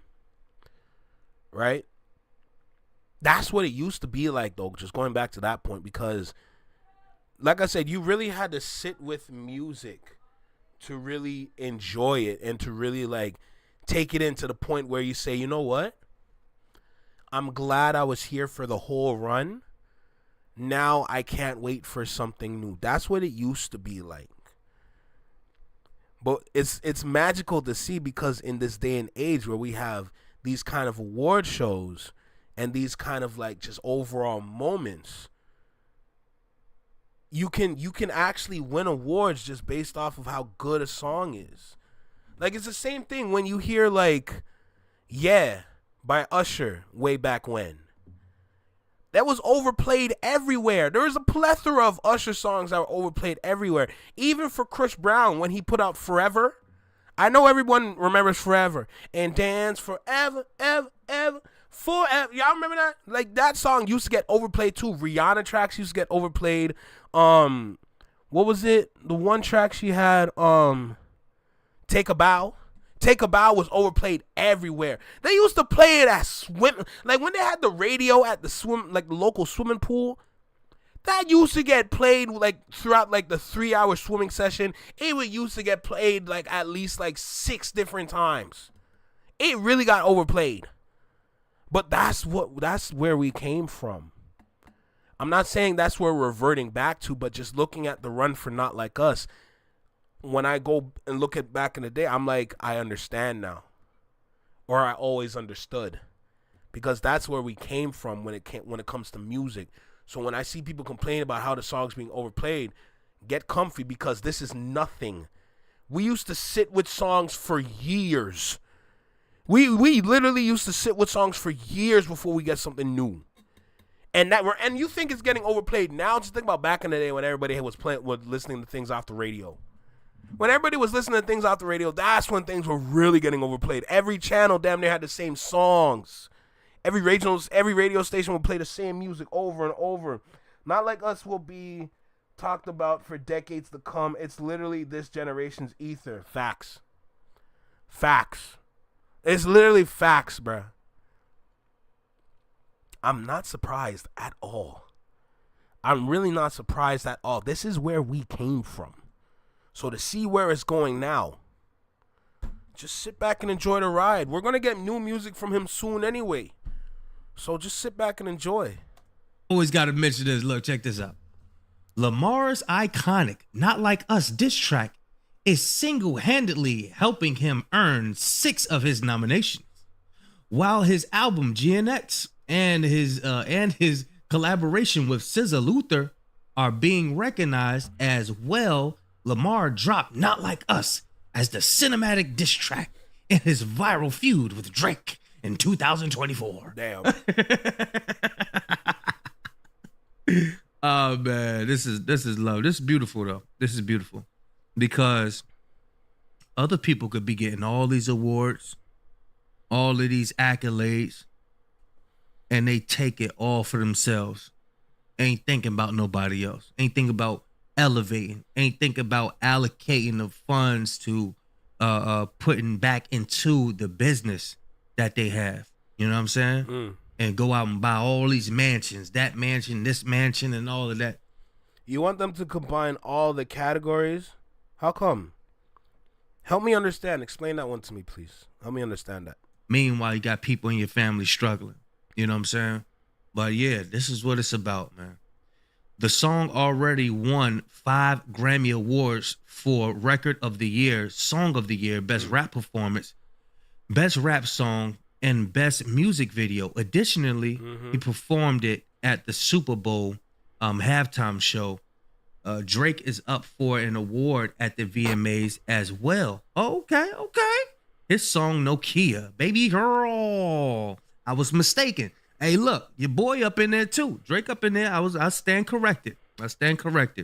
It's competing against Lamar for the best hip hop.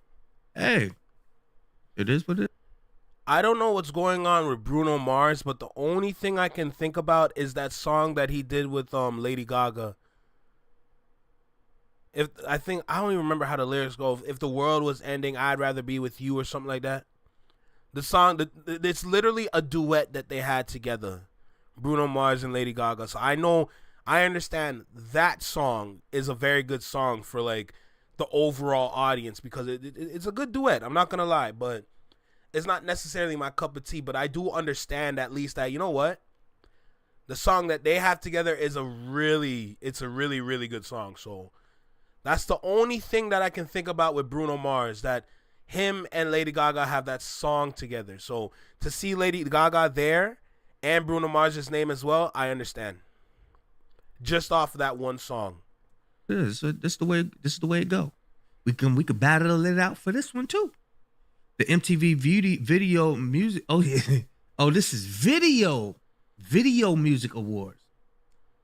He came out and said he needed help with the orchestration of the Nokia video. So he ain't even got no faith in that joint. That joint ain't Nah, he was at the skating ring falling and all that shit. Nah, man. Nah. I'm sure you've heard it before. Like, I've heard it a couple times just in the places that I was in. So I'm sure everyone has at least heard it once. But I understand if you don't know or you don't remember. I do understand. It's competing against Lamar's best hip hop. The music video. Oh, my bad. The MTV Video Music Award would be held on Sunday, September 7th, 2025 at the UBS Arena in Elmont, New York. Will y'all be there? Will y'all be tuned into this? Let me know what y'all think in the comment section about the MTV Video Music Awards. Kendrick Lamar and SZA Grand National. Kendrick Lamar has received 10 nominations at the 2025 VMAs. Artist of the Year, Video of the Year, Not Like Us, Best Album. I don't think he's going to get Artist of the Year. One thing that I did say that is true for this year, just based off the VMAs, is that it's going to be a tough competition this year. It's going to be a tough competition. And Kendrick Lamar is competing with songs that are not necessarily old, but they came out way before a lot of these other songs that are out there. Like, think about it. He's still getting nominations for Not Like Us, which is crazy. But now it's going up against a new set of songs. So it's going to be tough. I'm not going to be like, it's going to be pretty tough. Like, competition's heavy this year. So I'm glad that prediction came true. But it makes sense. If you pay attention to the details and then you just look at what's going on and just pay attention to the optics, it makes sense why it'll be tough. Like, a lot of people's putting out good music this year. Album, GNX. Best Hip Hop, Not Like Us. Best Collaboration, Luther. Best Cinematography, Not Like Us. Best Choreography, Not Like Us. But I'm gonna tell y'all this. Let me read the rest of this. They don't redirect. Not Like Us. Best Art Direction, Not Like Us. Best Editing, Not Like Us. Okay. Like I said, I wouldn't be surprised if he never heard it, you know? I'm just speaking from like my own personal like standpoint. Like, they play this at work. And I'm not talking about the security job. They play this at work. So I've heard this song literally everywhere I went, but I do understand if you haven't heard it. So don't worry, I get it. So this is my thing. They got those other genres of music, right? That's competing. Well, not other genres, but other songs, right? Competing. I'm going to say this. When I'm at the beach, when I'm out with my kids, when I'm anywhere, I hear Not Like Us. Damn. I don't be hearing I mean, I hear it, but people don't be rocking to these other joints like that. It's there. I mean, it's there. I hear it, but it ain't got that impact like that. I never heard a single Ariana Grande track this year. Not a single one. Never heard a single Sabrina Carpenter track this year. So I don't even know what kind of music they putting out. But a lot of these artists that claim to be dropping music, I haven't heard a damn thing from them, if I'm going to be honest. I mean, they could say it got that impact, but we know what it is. Now, are our people banging them other songs like they do Not Like Us? Like the other people bang Not Like Tiff, that's definitely fair, but I still wouldn't be surprised if he at least gets one of these. You know what I'm saying? I would not be surprised at all. Now, how much weight does the VMAs hold is the next question that you should be asking. You know, because now we're talking about the Video Music Awards based on, like, the visuals now. You know, for a lot of these categories, it's a lot of visual categories. So how much weight does this award hold is the next question. Do we care about this award show? Is this an award show that's going to help us continue to build what we need to build? That's another question that you got to ask, you know? Drake said in the lawsuit that Not Like Us hurt his rep. How is his album up for an award? That is a great question. That is a great question. It is what it is, though. But yeah, like, when I look at the VMAs, like, I definitely see that it's still substantial, that it still matters. But in terms of weight, I wouldn't consider the VMAs, like winning an award from the VMAs, be very impactful, but it would still have some significance for sure. Like a dog, everybody's banging Not Like Us. Everybody rocking to that joint. Everybody listening. When I'm out, this is what I hear. Boat any rap nigga, he a freak. I don't be hearing them other songs like Telling Bree, bro. I don't be. It don't have that viral like that influential impact like Not Like Us do. It do, but it don't. It do, but it don't. You know what I'm saying? That ain't to hate on nobody. That's just to say, look, let them go and sweep this too. Let them go and sweep it up.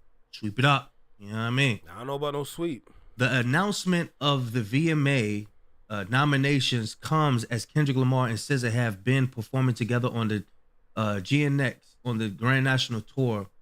The run of shows kicked off on April 19, 2025, when they performed in Minneapolis. In the months since, they performed all over North America before beginning the European leg of the tour in July. When Lamar hits Australia, like he in Rome right now, boy. He's in Rome, man. That's the story of that's the epitome of rags to riches. That's the story right there. To come from the projects to performing in Rome. Damn, man, that says a lot. That says a lot.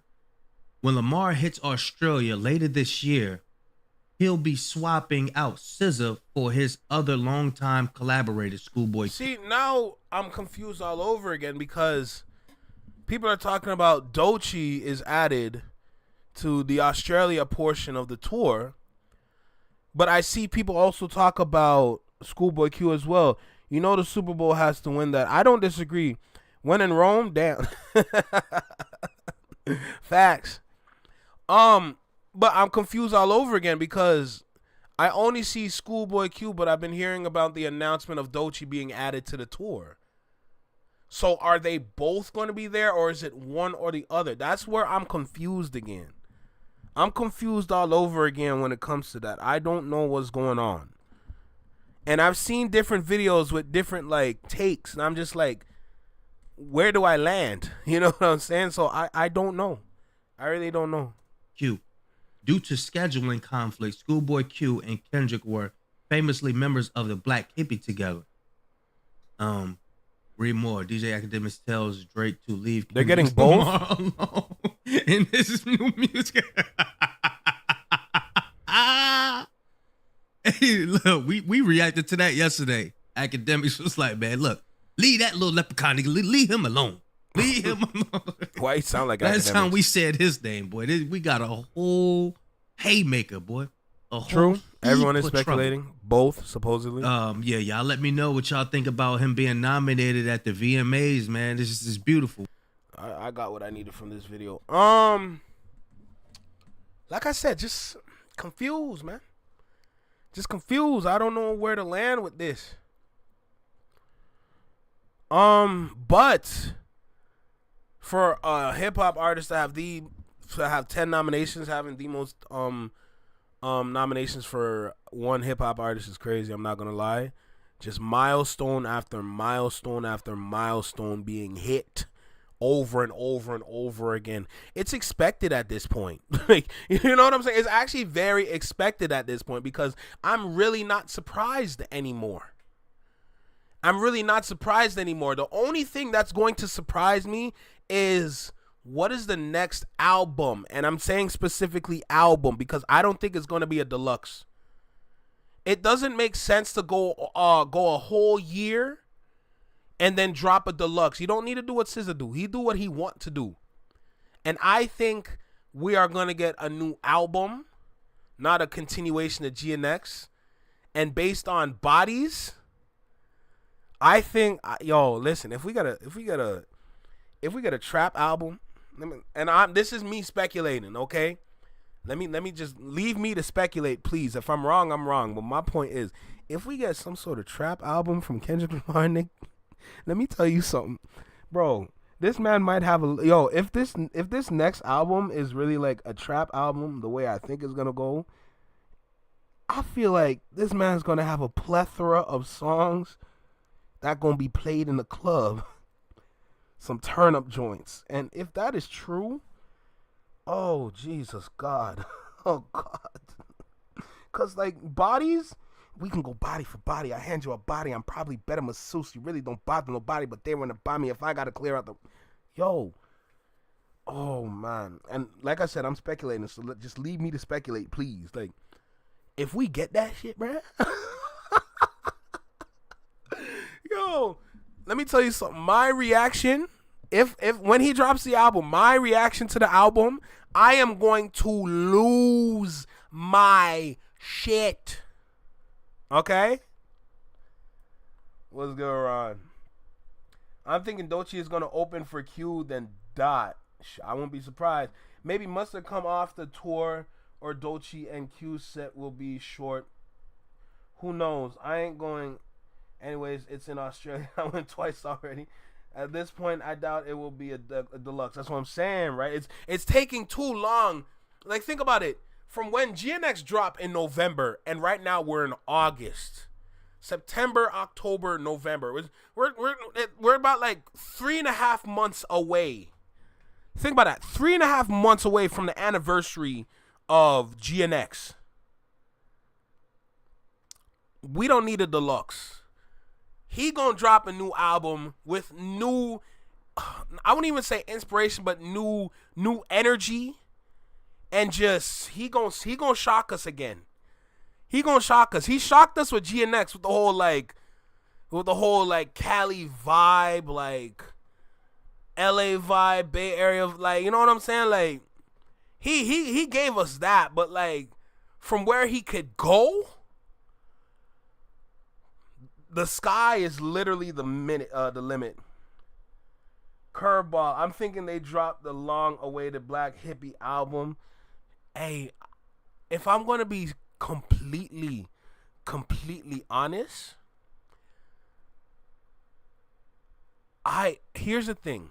Here's the thing now. Here's the thing. I don't disagree, but I don't know what it's gonna sound like, because right now he has the momentum. He has the momentum right now. You understand what I'm saying? It can be a Black Hippie album, but that energy gotta follow the energy that we got from GNX. Not saying the vibe in terms of theme, but the energy is what I'm speaking towards. We had great energy all year off of GNX. That's why I kind of want, just based on listening to Bodies, I kind of want that album to be a trap album. I ain't gonna lie. That'll be good energy to follow up with GNX, in my own opinion.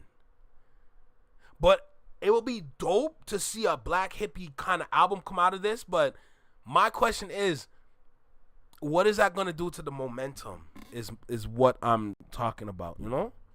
But, nah, this was a great video. I got to see what the nominations are. Shoot. Let's go ahead and get on to the next video, shall we? But, yeah, nah. Like, I just want to, like, I kind of, if he was on that kind of wave, bruh, if he was on that kind of wave, it's worse than I thought. I'm dead. This man got the toilet paper out. I am sick. Hello, his life isn't rap. I bet when this tour is over, it's going to be something that isn't rap. I wouldn't be surprised either.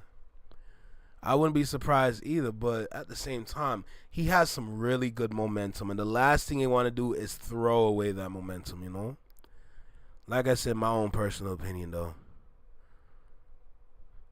Don't be wrong and petty like this kick streamer. Who are we making fun of today? The Ville? Now, this is just ridiculous. Who the hell is this? Kick streamer crashes out over Drake for all the wrong reasons. What's going on here? Who is this?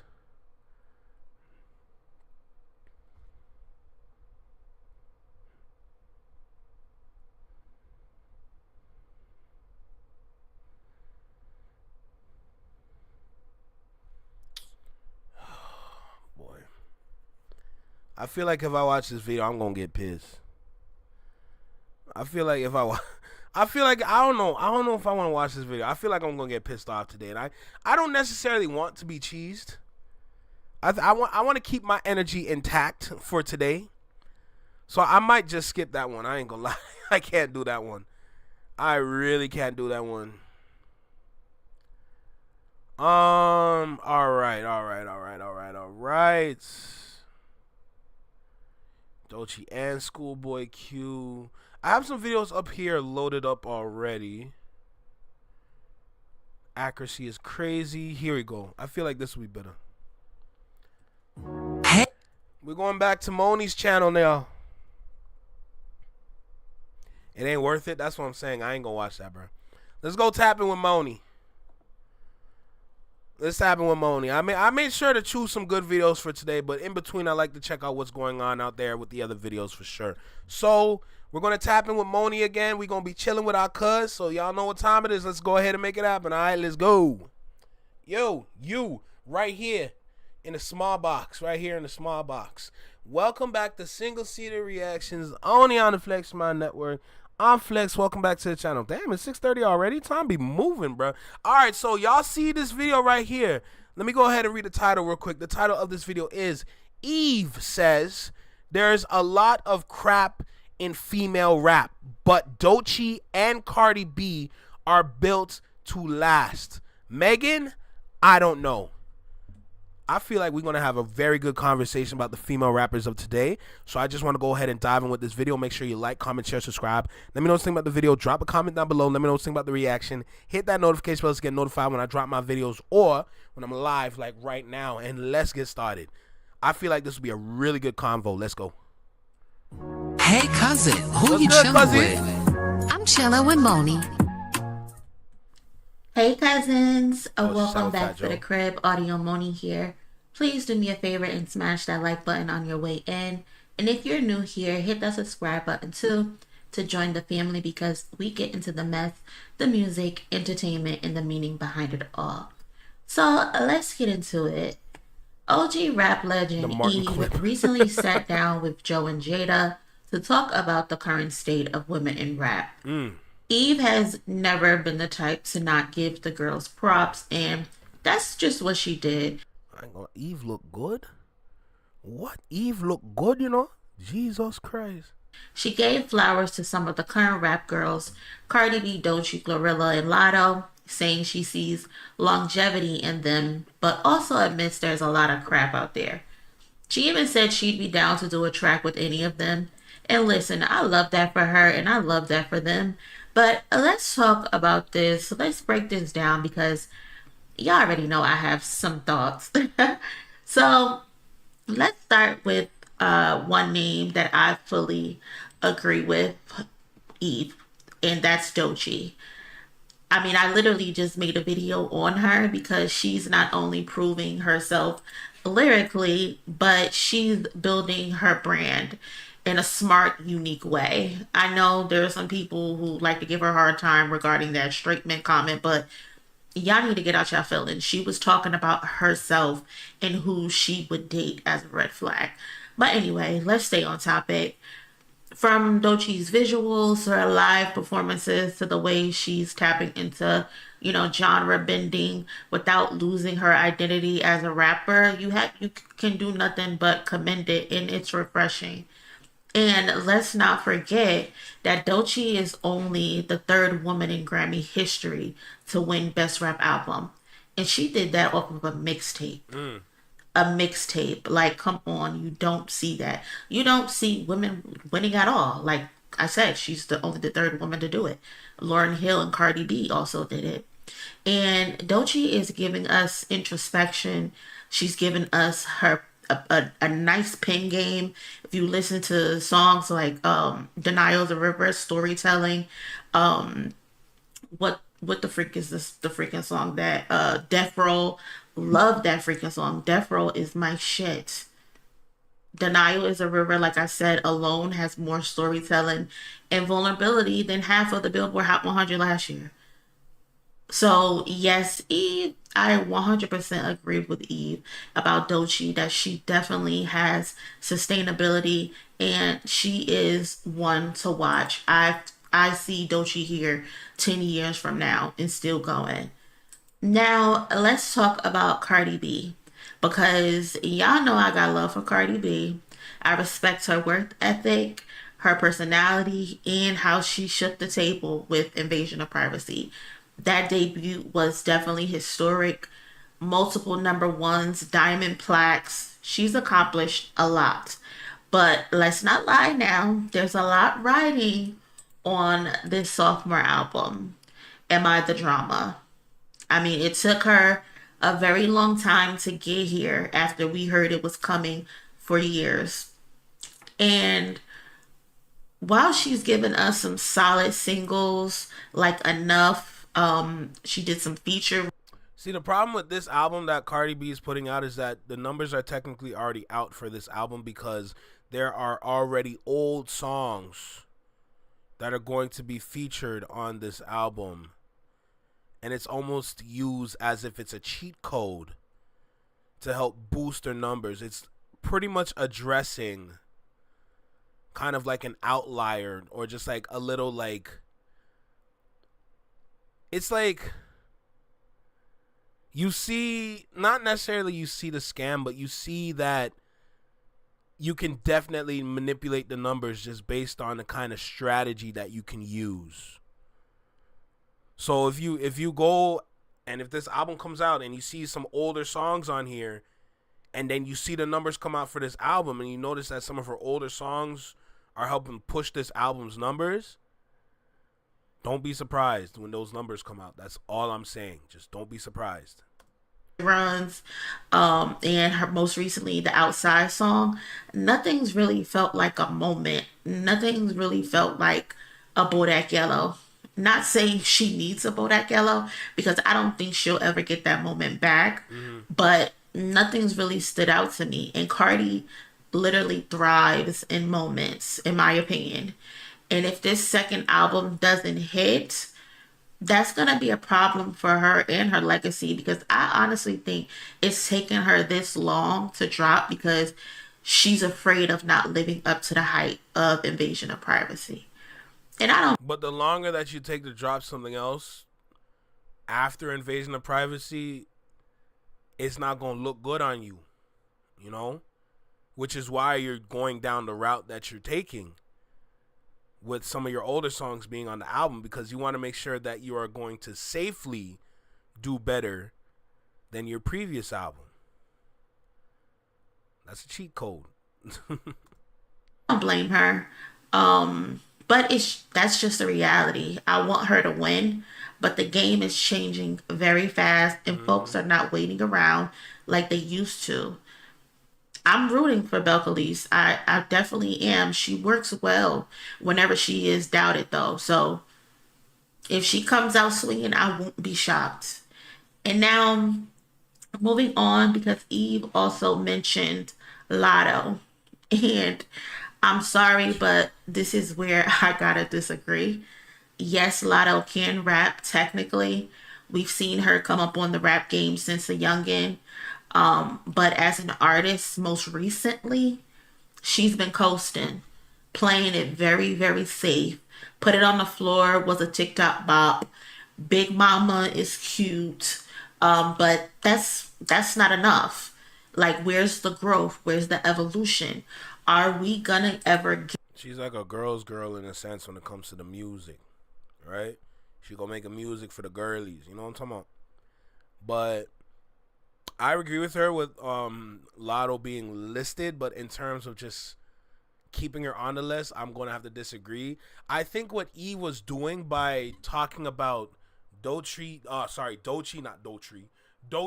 and Cardi B, I think what Eve was doing is that she's kind of setting parameters for the best and what is acceptable for female rap in today's society, right?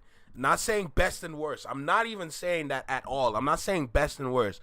I'm talking about just in terms of artistry. I'm talking in terms of talent. You can be on this side with Doechii and all the work that she's putting in and seeing the accolades come true with the work, or it could be on this side as well with Cardi B, which is like not like Doechii, but like this is kind of like a gateway for other female artists. Be like, you know what, you can do this, you can do that, you can talk about this, we can help you put together some hit songs. Like I think her best song, yes, Bodak Yellow is definitely a really good song, which is great. I think her best song is I Like It. The song where it's like, I like it like, I think that song is dope. She did a song with what's it called? What, Maroon 5 or something like that? That's a good song too. Those two songs alone, that displays growth. You know, from where she started with Bodak Yellow. Did I say Bodak Black or Bodak Yellow? I don't even remember. Anyway, with Bodak Yellow, like, great, but songs like I Like It, stratosphere. You know? And I'm glad that she said Cardi B and not Lotto, because with Cardi B at least, there's some sort of elevation when it comes to Cardi B. With Lotto, no. It's hard for Lotto to make that ascent just based on the kind of songs that she's put out over the years. Like, yes, like, it's definitely good to have a song that trends on TikTok and make songs for TikTok. But if that's all you're going to do, then that's all you're ever going to be. Be Careful was hot, and she made Finesse better. Oh, Finesse was a good song. Finesse with Bruno Mars got me dripping in fun. That's a good song with Bruno Mars for sure. But with those features now you're speaking towards elevation, because that helps her build her on herself. That helps her say, yes, I can still do this. I can still talk about this. But at the same time, I can come over here and collab with individuals like this. That's important to have under your belt as an artist, regardless if you're male or female. That matters. That means that you can be you're translatable in a sense. You know what I'm saying? Yes, this is what you know, but you can do this. You're good at this, but you're also good at being this. So with Eve and her talking about Doechii and Cardi B, I think this is really good, a really good parameter. So for any other female rapper out there, you got to fit in between these parameters. Now, when it comes to Glorilla is an outlier, because Glorilla is unique as hell. Glorilla is so unique. From when she first started with F&F to the songs that she kind of has today with TGIF. What's the song called? TGIF? Thank God It's Friday or something like that? I don't even remember, but you know what I'm talking about. The features, the things that she's been doing, like, it kind of shows that even though you can work within the parameters, if you understand yourself and you believe in yourself and you put in the work on yourself, you can achieve another Glorilla. So I'm kind of glad that she's not fit within the parameters, because I don't think you can put Glorilla in this right here with Doechii, Cardi B. I don't think Glorilla can be in there. Glorilla is here because she's something generational that deserves to be in the stratosphere for sure. The content matter is there. The elevation is there. The ascension is there. All of it is there, and it's good. It's good. You've seen her outside her music when she was on SNL. Translatable now. Even though, like, this is what she talk about, she can do this. And all of that can only happen when you're behind the right label. Plus, I'm mad that Bongos got slept on. I don't like Bongos. I hate Bongos. Who is she again? Are you talking about Lotto or are you talking about Eve? If you're talking about this person in front of us right now, this is Lotto. Wobbly Wibbly. Glorilla lost me with that one. I don't even know about. Listen, I don't know about that song. I never heard that one before. I'm just speaking towards the songs that I know about when it comes to Glorilla. get another big energy moment. God damn. Or no, not the sound per se, but the impact. Are you Lotto fine as hell though. I ain't gonna lie to you, man. I ain't gonna lie. Lotto fine.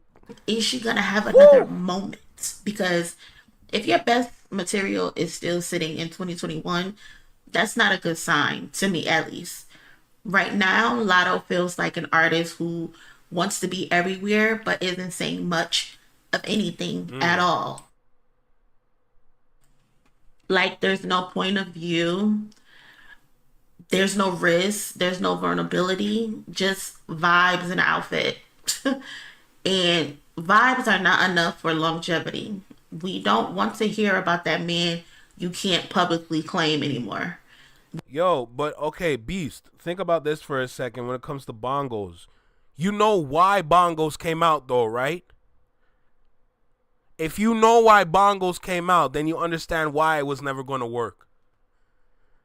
It was a good idea to put it out at the time, but the vibe that bongos was on was not the right year. I don't think that was the right year for bongos.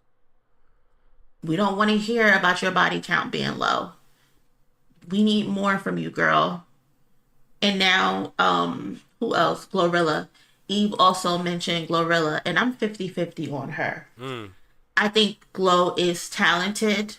Her voice, very unique. One of the best things about her delivery is very strong. But if Lola Brooke didn't stop the wave that she was on, Lola Brooke and Glorilla would have been a very good, that would be very good competition for female hip-hop right there. Yes, we have Doechii and we have Cardi B. That's great. I feel like the competition between Lola Brooke and Glorilla would have been so phenomenal. It would have been so phenomenal because Lola Brooke was a contender.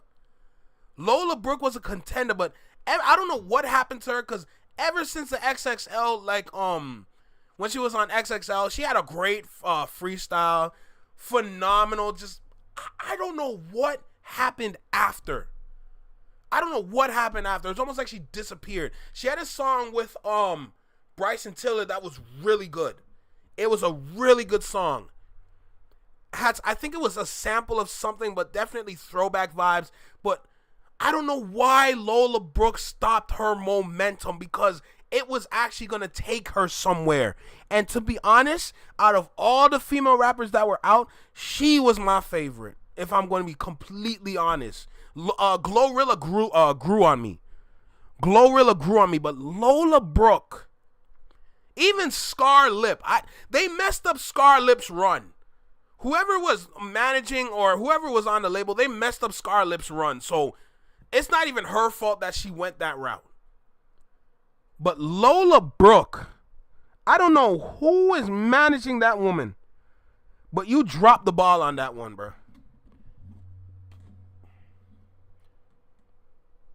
It's going to be those songs that people love on years later, I bet. I doubt it for them, though.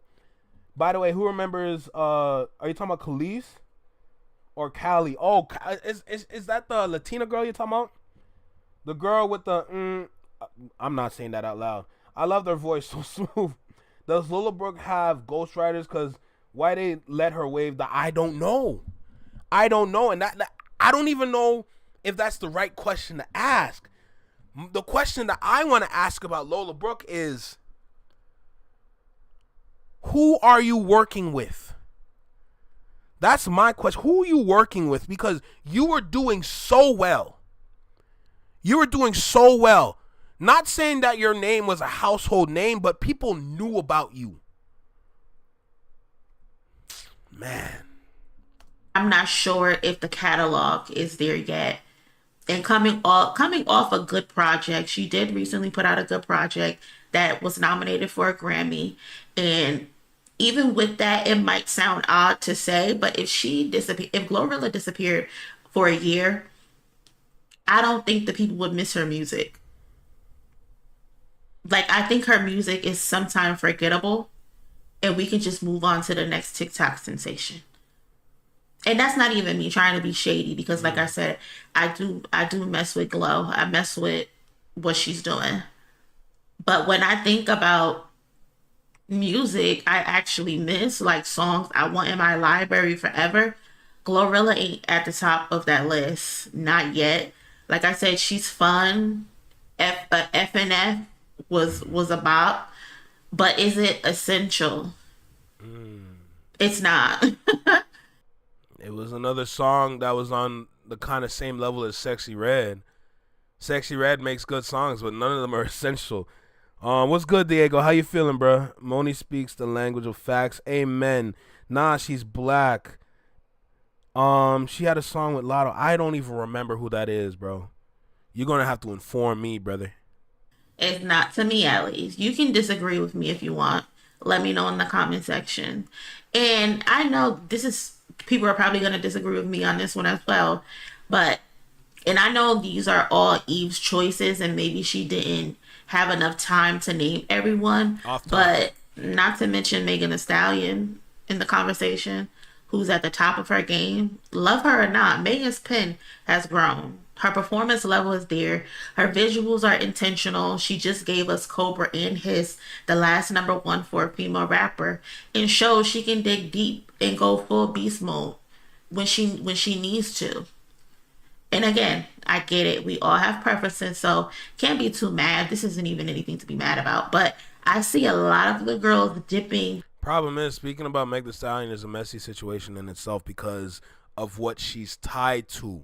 Now, it's not her fault that she's tied to it, but what she's tied to with Tory Lanez, that conversation will forever and always be argumentative.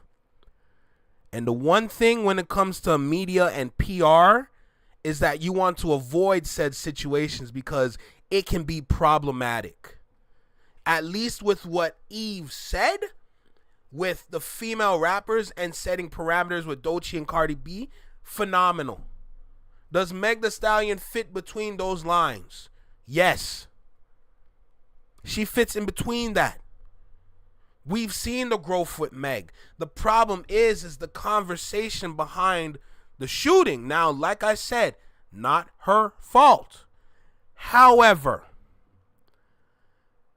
that will always be argumentative because there's going to be forever two different sides on that situation, whether we like it or not. For the individuals that already know the truth, we understand that we are wasting our time even talking about it. But because things or individuals like people on X, on Instagram, it's always going to be an argument. And the last thing you want is to kind of fuel said argument. It's best to just put it to the side and just focus on what's here in front of you. So I understand not mentioning Meg Thee Stallion. Oh, you posting in the Discord? The song was on TikTok. See, that's probably why I didn't know, because I'm not on TikTok like that, if I'm going to be completely honest with you. And Megan's nachos. From choreography, flows, dropping freestyles, because the girls are not doing that, anime and linking up with the K-pops. Whether you like her or not, the Stallion's setting trends, and girls are trying to follow it. You don't have to like every record, but she's getting a mention on my list as to who I believe who can have sustainability in this game. And she's currently an independent artist with management only. Great management, by the way, but she's still doing it. So kudos to Megan. And yeah, all these women I feel like are talented, some more than others, let's be real. But in the rush for viral hits and club bangers, the pens are suffering. The pens are suffering, to be honest. Like, where are the songs that tell stories? Where are the records that stick to? See, now, Moni, that's where we're going to have to part ways, because we know what they're going to talk about. We know what sells. When it comes to female rap, the pen doesn't necessarily, and I'm saying necessarily, I'm putting quotations and emphasis on necessarily, because there are definitely outliers. But at the same time, in terms of what's popular within the female rap realm, We know what kind of subject matter they're going to bring up to be known. That's why we know about Lotto. That's why we know about Meg. That's why we know about Doechii. Doechii has made those kind of bars too, but her bars on that comes with bars that hit. Like, you know what I'm saying? And relatable too. That's why we know about Cardi B. Come on, we had WAP. Certified Freak. 7 days a week. Wet ass. Make that pull-out game. Like, come on, bruh. That's where we got to part our ways. Now, I'm not trying to be disrespectful in any kind of way. I'm just speaking towards what I've been hearing over the years. I'm not here to bash. I'm not here to disrespect. I'm not here to be that evil guy. I'm not here to be a villain. We got deleted and blocked for that, okay? My point is that we've been hearing about this for years, and that's what's been selling. That's what's being sold to the girls of today, and they eat it up. So it's the content matters. The pen is there as an accessory, but it's the content matter. And if I'm wrong, I'm wrong. You know, you prove me wrong if I'm wrong, but what I've been hearing over the years, like, that's what's in our minds. That's what's in our brains. You know? So I just want to lay that out there as well. But let's keep going. To be honest, like, where are the songs that tell stories? Where are the records that stick to your ribs? The dots from Little Kim type records. The Love Is Blind records. The UNITYs. The You Got Me's. Like, everything is just a rollout, a brand moment, a hashtag. But what about na na na na na na na na na na? She's that. Come on, bro. That's Eve. the music? Doechii is doing her part. I'll give her that. But everybody else got to step it up. Definitely got to step it up, because the girls, y'all want longevity? Y'all got to stop chasing the TikTok and start chasing the truth. Give us a Love Is Blind type record. Give us a dot record. Give us the what is the Lauryn Hill song? Zion. Give us something like that. Something with feeling. We don't always gotta shake our ass, you know? But but they want you to always shake your ass because you're easily controllable when you're in that mode. The industry is a wicked and evil place. Let me go ahead and check out what Beast is saying here. I think we need authenticity. If you're gonna make thought music, you gotta be about it. Not everyone can sell sex. You have to be believable. She's not a rapper, but Chloe ain't believable with her sexy image. Facts. Even Sukihana ain't that freaky. Love Is Blind by Eve, fire. Facts. Gangster Lovin' Satisfaction, blow your mind. Facts. Nothing but facts. And the thing that, listen, when we're talking about Chloe Bailey, the thing that bothers me the most about her, is that she can easily be a neo soul artist and still do the same things that she's doing today. Honestly, if she had that neo soul element and still did the same things, now keep in mind, whoever is telling her to move that way, we need to sit here and tell Chloe right now, girl, if you're trying to be sexy, if you're trying to show off that sex appeal, if you're trying to show off that you're that kind of, like, you're that kind of person, girl, let me tell you this right now. You are moving too fast. Chloe, you are moving way too goddamn fast for you to say that you're that sexy girl. To say that you're trying to show off that sexy appeal. Girl, you're moving way too goddamn fast. Let me say that right now. Slow the hell down. Slow down, because, girl, you're moving too quick. You trying to rush through the choreography. Meanwhile, your dancers are like 2-3 steps behind and you're already done. Girl, relax. And I don't even want to talk about Sukihana because they been got her already. They literally, think about it. When was the last time we heard about Sukihana? Why? Because they got her to do what they needed her to do. Now she done. Eve was the shit in the 2000s, facts. And neo soul artists are freaky. Remember Jill Scott's brother. See, that's Beast. That's what I'm talking about, bruh. Put Chloe Bailey in that neo soul bag. Tell her to slow the hell down, but keep that sex appeal. You gonna sell sex way better than what you were doing before. Without a doubt. Neo soul artists can be very, very freaky, but they are also very controlled. They are very controlled. They can control themselves. Whoever's marketing Chloe is like, you don't even know how to control her.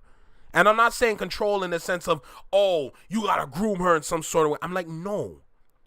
If you're gonna give her some sort of image to sell to people, you gotta understand something that fits her vibe, but also something that she can produce. And whoever is doing that job is failing at that job, which is why we've never believed her over these years. I mean, I like shaking my ass. I like seeing other women shake their ass. But you got to give us some type of substance as well. But anyway, that's my take on it. Y'all don't have to agree. Take Sexy Red off that goddamn list. That freaking mole rat. The heck? Look at all. Let's stop for a second. Let's stop for a second. Look at Cardi. Look at Glow. Look at Meg. Look at Chloe. Look at Doechii. Now you look at this dirty ass. Bro, why does she have... I don't understand the tattoo phase for some of these women, bro. Too many. Now, like, when I look at Glorilla and I look at her personality that she's put out here, and I go back and look at her face again, it just looks like you just didn't scrub your face properly. Because with all them tattoos, your skin look dirty. I'm sorry, I'm not a Sexy Red fan. I am not a Sexy Red fan at all. At all. I don't like that. I don't like what they're trying to push with Sexy Red. It's not good. It's not good, man. No nigga can get jiggy with this shit. Piss me off. Then you have these simp ass niggas running around like, oh yeah, I like what she be doing, bro. Damn, she's shaking that. Bro, it don't even look right. I don't like her. I don't like Sexy Red at all, man. At all. But don't act like I ain't said something real.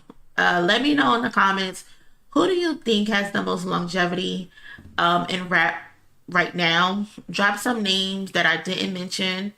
But are the girls given, or are we just getting by? Basically. And don't forget to like, comment, and subscribe.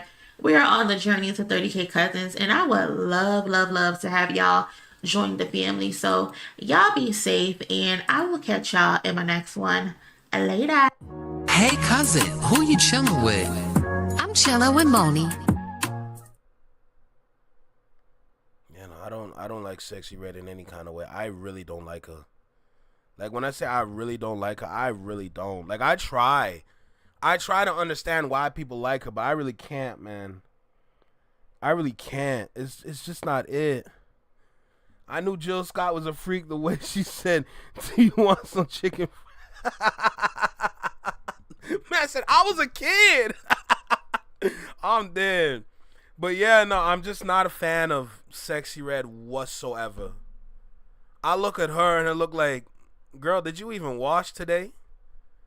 I can't deal with her, man. I can't do it, man. I can't. I'm not a fan. But like I said, with what's going on, I like the parameters set. With Doechii being on one side and Cardi B being on the other side, I think those are really good parameters. I think Glorilla is an outlier. She is her own entity. She brings her own creativity, her own flavor, her own essence. I think she don't need to be on that list or be within that parameter. I think Megan Thee Stallion fits between that parameter because she has shown the kind of elements that makes her deserve to be there.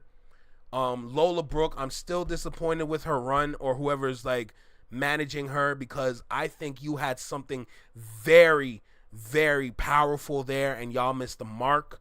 She had the voice, she had the energy, she had the essence, she had the vibe. She literally had everything that was required, and y'all dropped the ball, and that still bothers me to that day, because I feel like Lola Brooke can really do some damage within the industry with the kind of music that she was putting out.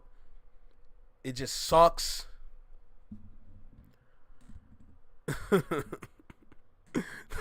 Yo, Quickie, breathe, brother. Quickie, breathe. Going back to Lotto. Lotto is just there to fit within her vibe. She's trying to fit within the TikTok vibe. Not really any growth or anything like that. Everyone's just there to see her shake ass and put out songs for other women to shake ass. Not much substance. Facts, Quickie. Lola Brooke was supposed to be a Foxy Brown, and they completely dropped the ball on that. My God. Still disappointed with that move. Still disappointed to this day. But anyway, like I said, I knew it was going to bring about a good conversation. Phenomenal video by Moni. So salute to everybody, cousin. And let's keep going. Let's see what else we're going to react to today. What time is it?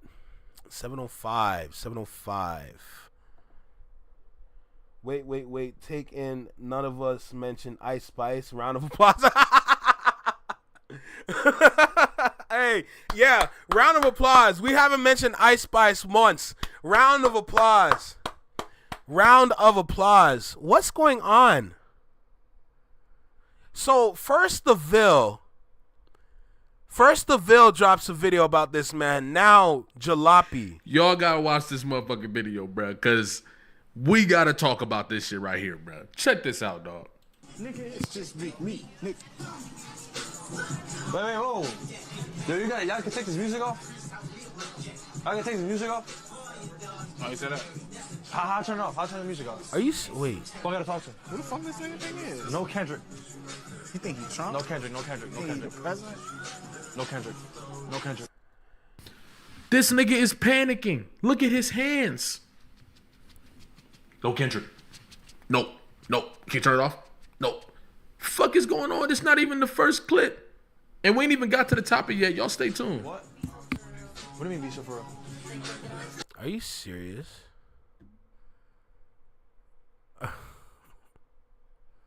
Are you serious? Are you serious? Hey. You know what?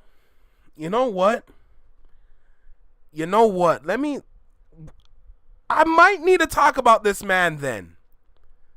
Now, I have to be careful what I say, because we don't want to talk about, the situation with DJ. Y'all know DJ L. Let me put on the chat. Let me put in the chat. We got to be careful because of that. We got to be mindful of what I say about that. But I think we need to talk about this, because immediately in my head it clicked that he clearly must have a deal going on, or a potential deal out there, where somebody doesn't want to hear Kendrick. So I think we need to talk about this. I don't know who this man is, but just based on this moment right here, it clicked in my mind. There must be a deal that's in the works, or he already has a deal where they don't want to hear no Kendrick. And if that's the case, then it also proves the point that when it comes to the industry, they don't want to move on from where they are. They don't want Kendrick to be that guy, because they know if they have Kendrick being this individual, a lot of the things that they've built are going to crumble, and they need to put in a huge amount of work to make changes, or they must be released from their seat to bring in somebody else that can understand the lay of the land today and make the right changes to market and promote at maximum value. So Let's save that one for later. I'm going to load this one up. But we're going to save that one for later. But just based on that moment, it immediately clicked in my head that there's something going on behind the scenes that could mess up his deal if they continue to hear Kendrick. Now, many Kendrick fans have been like, no Drake. Valid. Honestly, it just feels so good to see Drake fans experience what Meek Mill fans went through. Shows how immature Drake fans' mindset are. That's a wonderful point as well.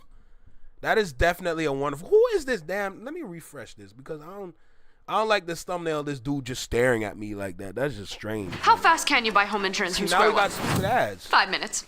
Seriously. Like, hi, we're Fiverr, a global market. Shut your ass up. Friggin' invisible ads.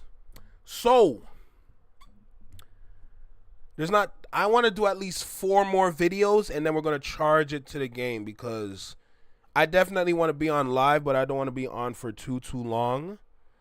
Kendrick Lamar brings Doechii and Schoolboy Q to Australia tour dates. Jay Nolan. It's Nolan. You know what? It's Nolan. Let's do it.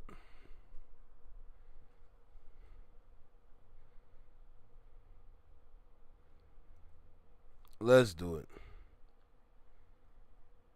Go ahead and tap in with Jay Nolan so I can better understand the situation. Okay. Cool. Let's go ahead and get started then. Let's go ahead and get started so I can better understand the situation. We got this video, the next video, and I'm going to do 2 Chisel Adonis videos just to get a good laugh, and then we're going to head out. All right? So, with that being said, let's get started. Y'all know what time it is. I got videos on videos to drop later, man. I'm giving myself a lot of work. 4 videos on top of the other videos that I'm going to do. Jesus. I might do one. I might do one Chisel Adonis video, and then we just going to charge it to the game. You know, I don't need to necessarily do the 2 because one video was talking about how somebody threw a dildo on the WNBA court, which is crazy. But the other video that he dropped yesterday was about Lil Tay and her starting the OnlyFans shit. And we need to talk about these weirdos out here. Yo, that pissed me off. Bring Doechii on GNX because why? She's been coming to Coca-Cola Coliseum. I'm dead. All right. Y'all know what time it is. I hit the record button. Let's go ahead. Let's get started. Let's have some fun. Kick back. Make sure you get yourself a little drink. Eat something good. And let's have some fun with this one, all right? So with that being said, let's go. Yo, you, right here in a small box. Right here in a small box. Welcome back to Single Seater Reactions, only on the Flex Mind Network. I'm Flex. Welcome back to the channel. What's good? How y'all doing? Hope y'all doing good. Hope y'all doing great out there. Salute to y'all for tapping in. I appreciate you. Shout out to the Flex Mob. Shout out to the Shadow Mob. Infinite appreciations and love goes out to the both of those squads for sure. So, with that being said, let's go ahead and tap in with Jay Nolan. This video is titled Kendrick Lamar brings Doechii and Schoolboy Q to Australia tour dates. Y'all know what time it is, all right? Listen, make sure you like, comment, share, subscribe. Let me know what you think about the video. Drop a comment down below. Let me know what you think about the reaction. Hit that notification bell to get notified when I drop my videos or when I'm live like right now. And let's get started. Let's go. Hope everybody is doing well out there this evening. In this particular video, we're going to be getting into Kendrick Lamar and the updates for the Grand National Tour. I'm sure everybody has heard by now. I didn't get to talk about it the other day, but we now have 2 additions to the Grand National Tour. We have Schoolboy Q joining, who we saw the announcement first.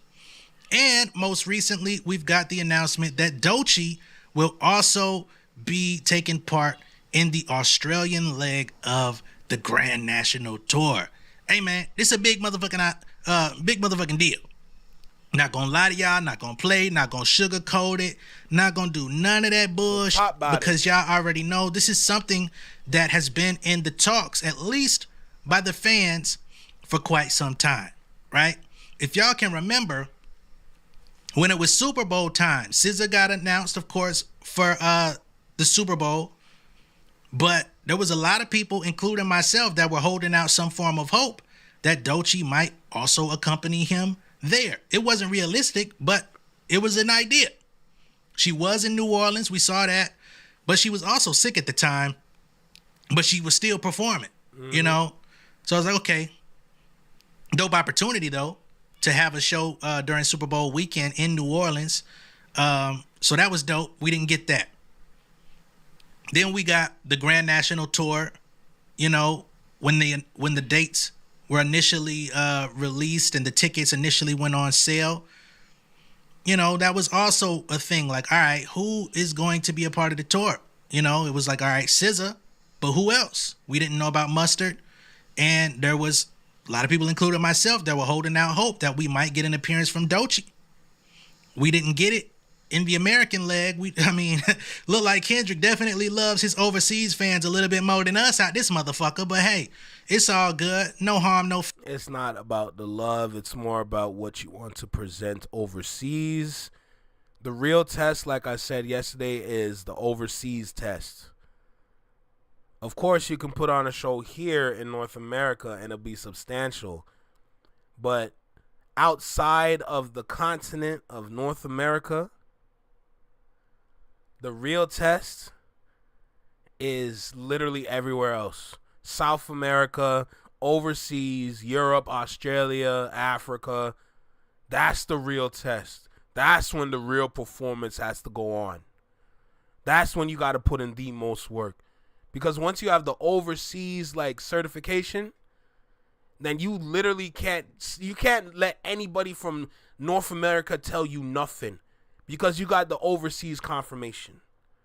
Doesn't mean you got to neglect North America, but it just shows that some of your best shows might come out of Europe. Let's be real. Foul. But I am happy for Doechii. I am happy for Schoolboy Q, right? Because Schoolboy Q dropped a critically acclaimed album, Blue Lips, last year. And, you know, there was some drama surrounding that when he was supposed to go to Toronto. Somebody decided they wanted to pull rank and get the show canceled. And, of course, that was because of his connection to Kendrick. So now it's getting made up. Find it very interesting that gets made up in Australia, where somebody just recently put the nail in the coffin for the shows that they were supposed to do returning back to Australia. Fucking clown. But again, congratulations to Schoolboy Q and Doechii. And Yo, that was so unnecessary. That was so unnecessary. I ain't gonna lie to you. Shows that they were supposed to do returning back to Australia. Fucking clown.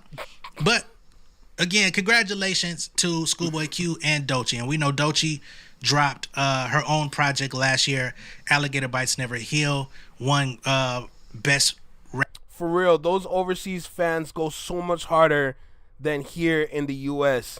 If they mess with you, you will know it. Facts. Rap album of the year at the motherfucking Grammys. I know some people out there ain't all that fond of that choice, but well, there's no changing it, all right?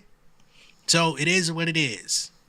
But I think this is a tremendous opportunity. I think this is going to be very entertaining shows. I would have been satisfied if that was the tour. You know, from Jump Street. I love SZA, you know, and SZA. Nah, SZA's the smarter choice.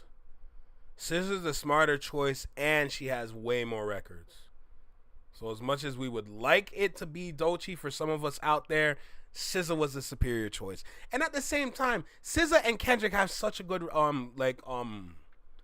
they just have such a good friendship. Like they just have such a good like relationship. Like the stage presence that they have together, it's so substantial. They work well together. It makes perfect sense. Now with Doechii, I'm curious to see what that's gonna look like, because does she have a feature with? She don't have a feature with Kendrick. She would love a Kendrick feature, but she doesn't necessarily have that feature with Kendrick. So I don't know if she's gonna have that moment on stage with Kendrick. That's gonna be tough, but let's see. It made a lot of sense because they had been in tandem. But if this tour was Kendrick, Schoolboy Q, and Doechii the whole time, nigga, I might have found a way to go to a few of these motherfuckers. I ain't gonna lie to you. That's taking nothing away from the tour that we received. I'm just saying, if that was the bill, I would have put up probably some more bills. You feel me? So here it is being stated, Doechii and Schoolboy Q will alternate performances during the Grand National Tour in Australia. That's why we're confused. We're getting Schoolboy, we're getting Doechii. One is on one day, the other's on the other day. That makes more... See, I'm glad I tapped in because I was still confused, to be honest. But now it makes more sense. Australia, Schoolboy Q will perform one night and Doechii the next. Okay? So December 3rd in Melbourne will be Schoolboy Q. On the 4th in Melbourne, we will get Doechii. Right? December 10th in Sydney, we'll get Schoolboy Q. And then on December 11th, we will get Doechii. I'm telling y'all now, I'm probably going to be back on the motherfucking TikTok trying to see what's going on. I kind of stopped tuning into the TikToks just because life, you know, and other things going on and keeping up with other updates in the hip hop, entertainment, music sphere to keep abreast.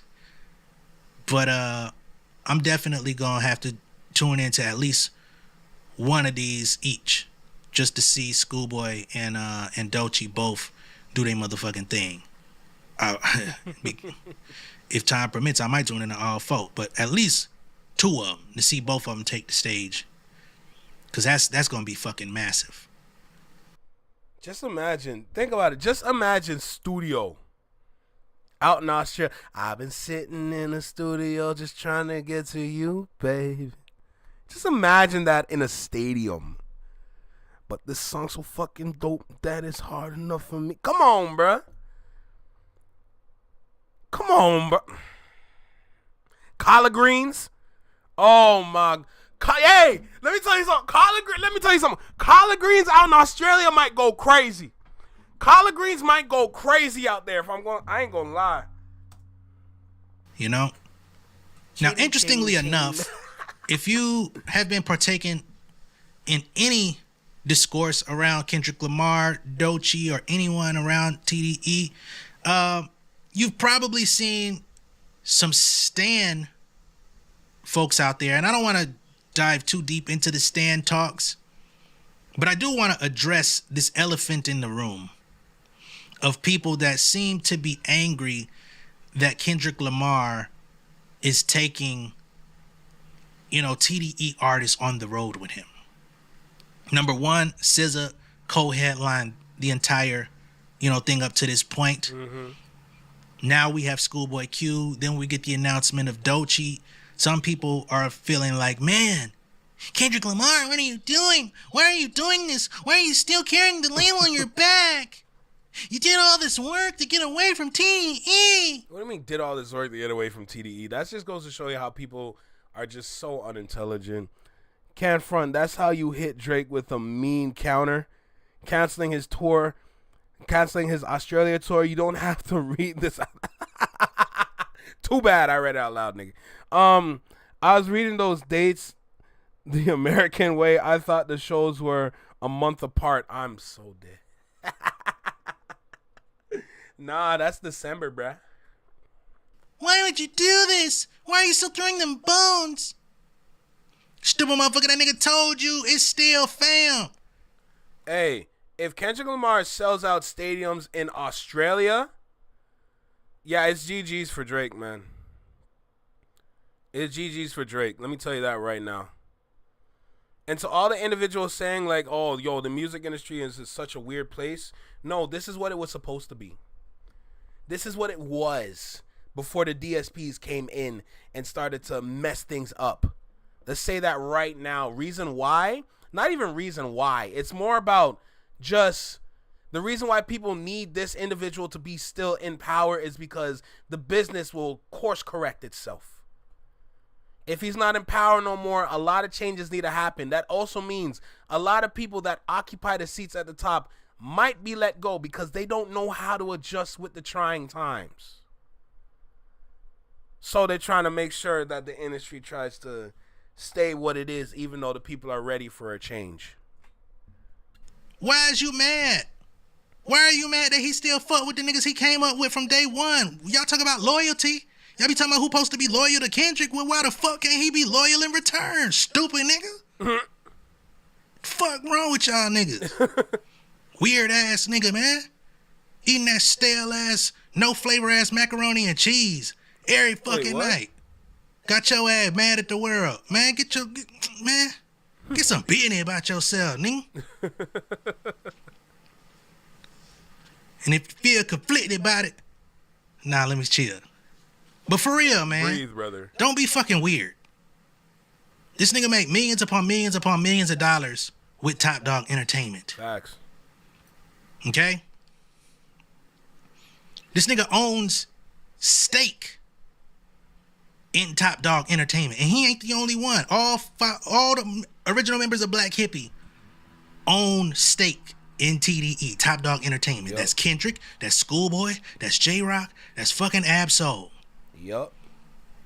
They revealed this shit years ago before a lot of motherfuckers even became fans. And this is another thing, you know what I mean? No shots to the new fans.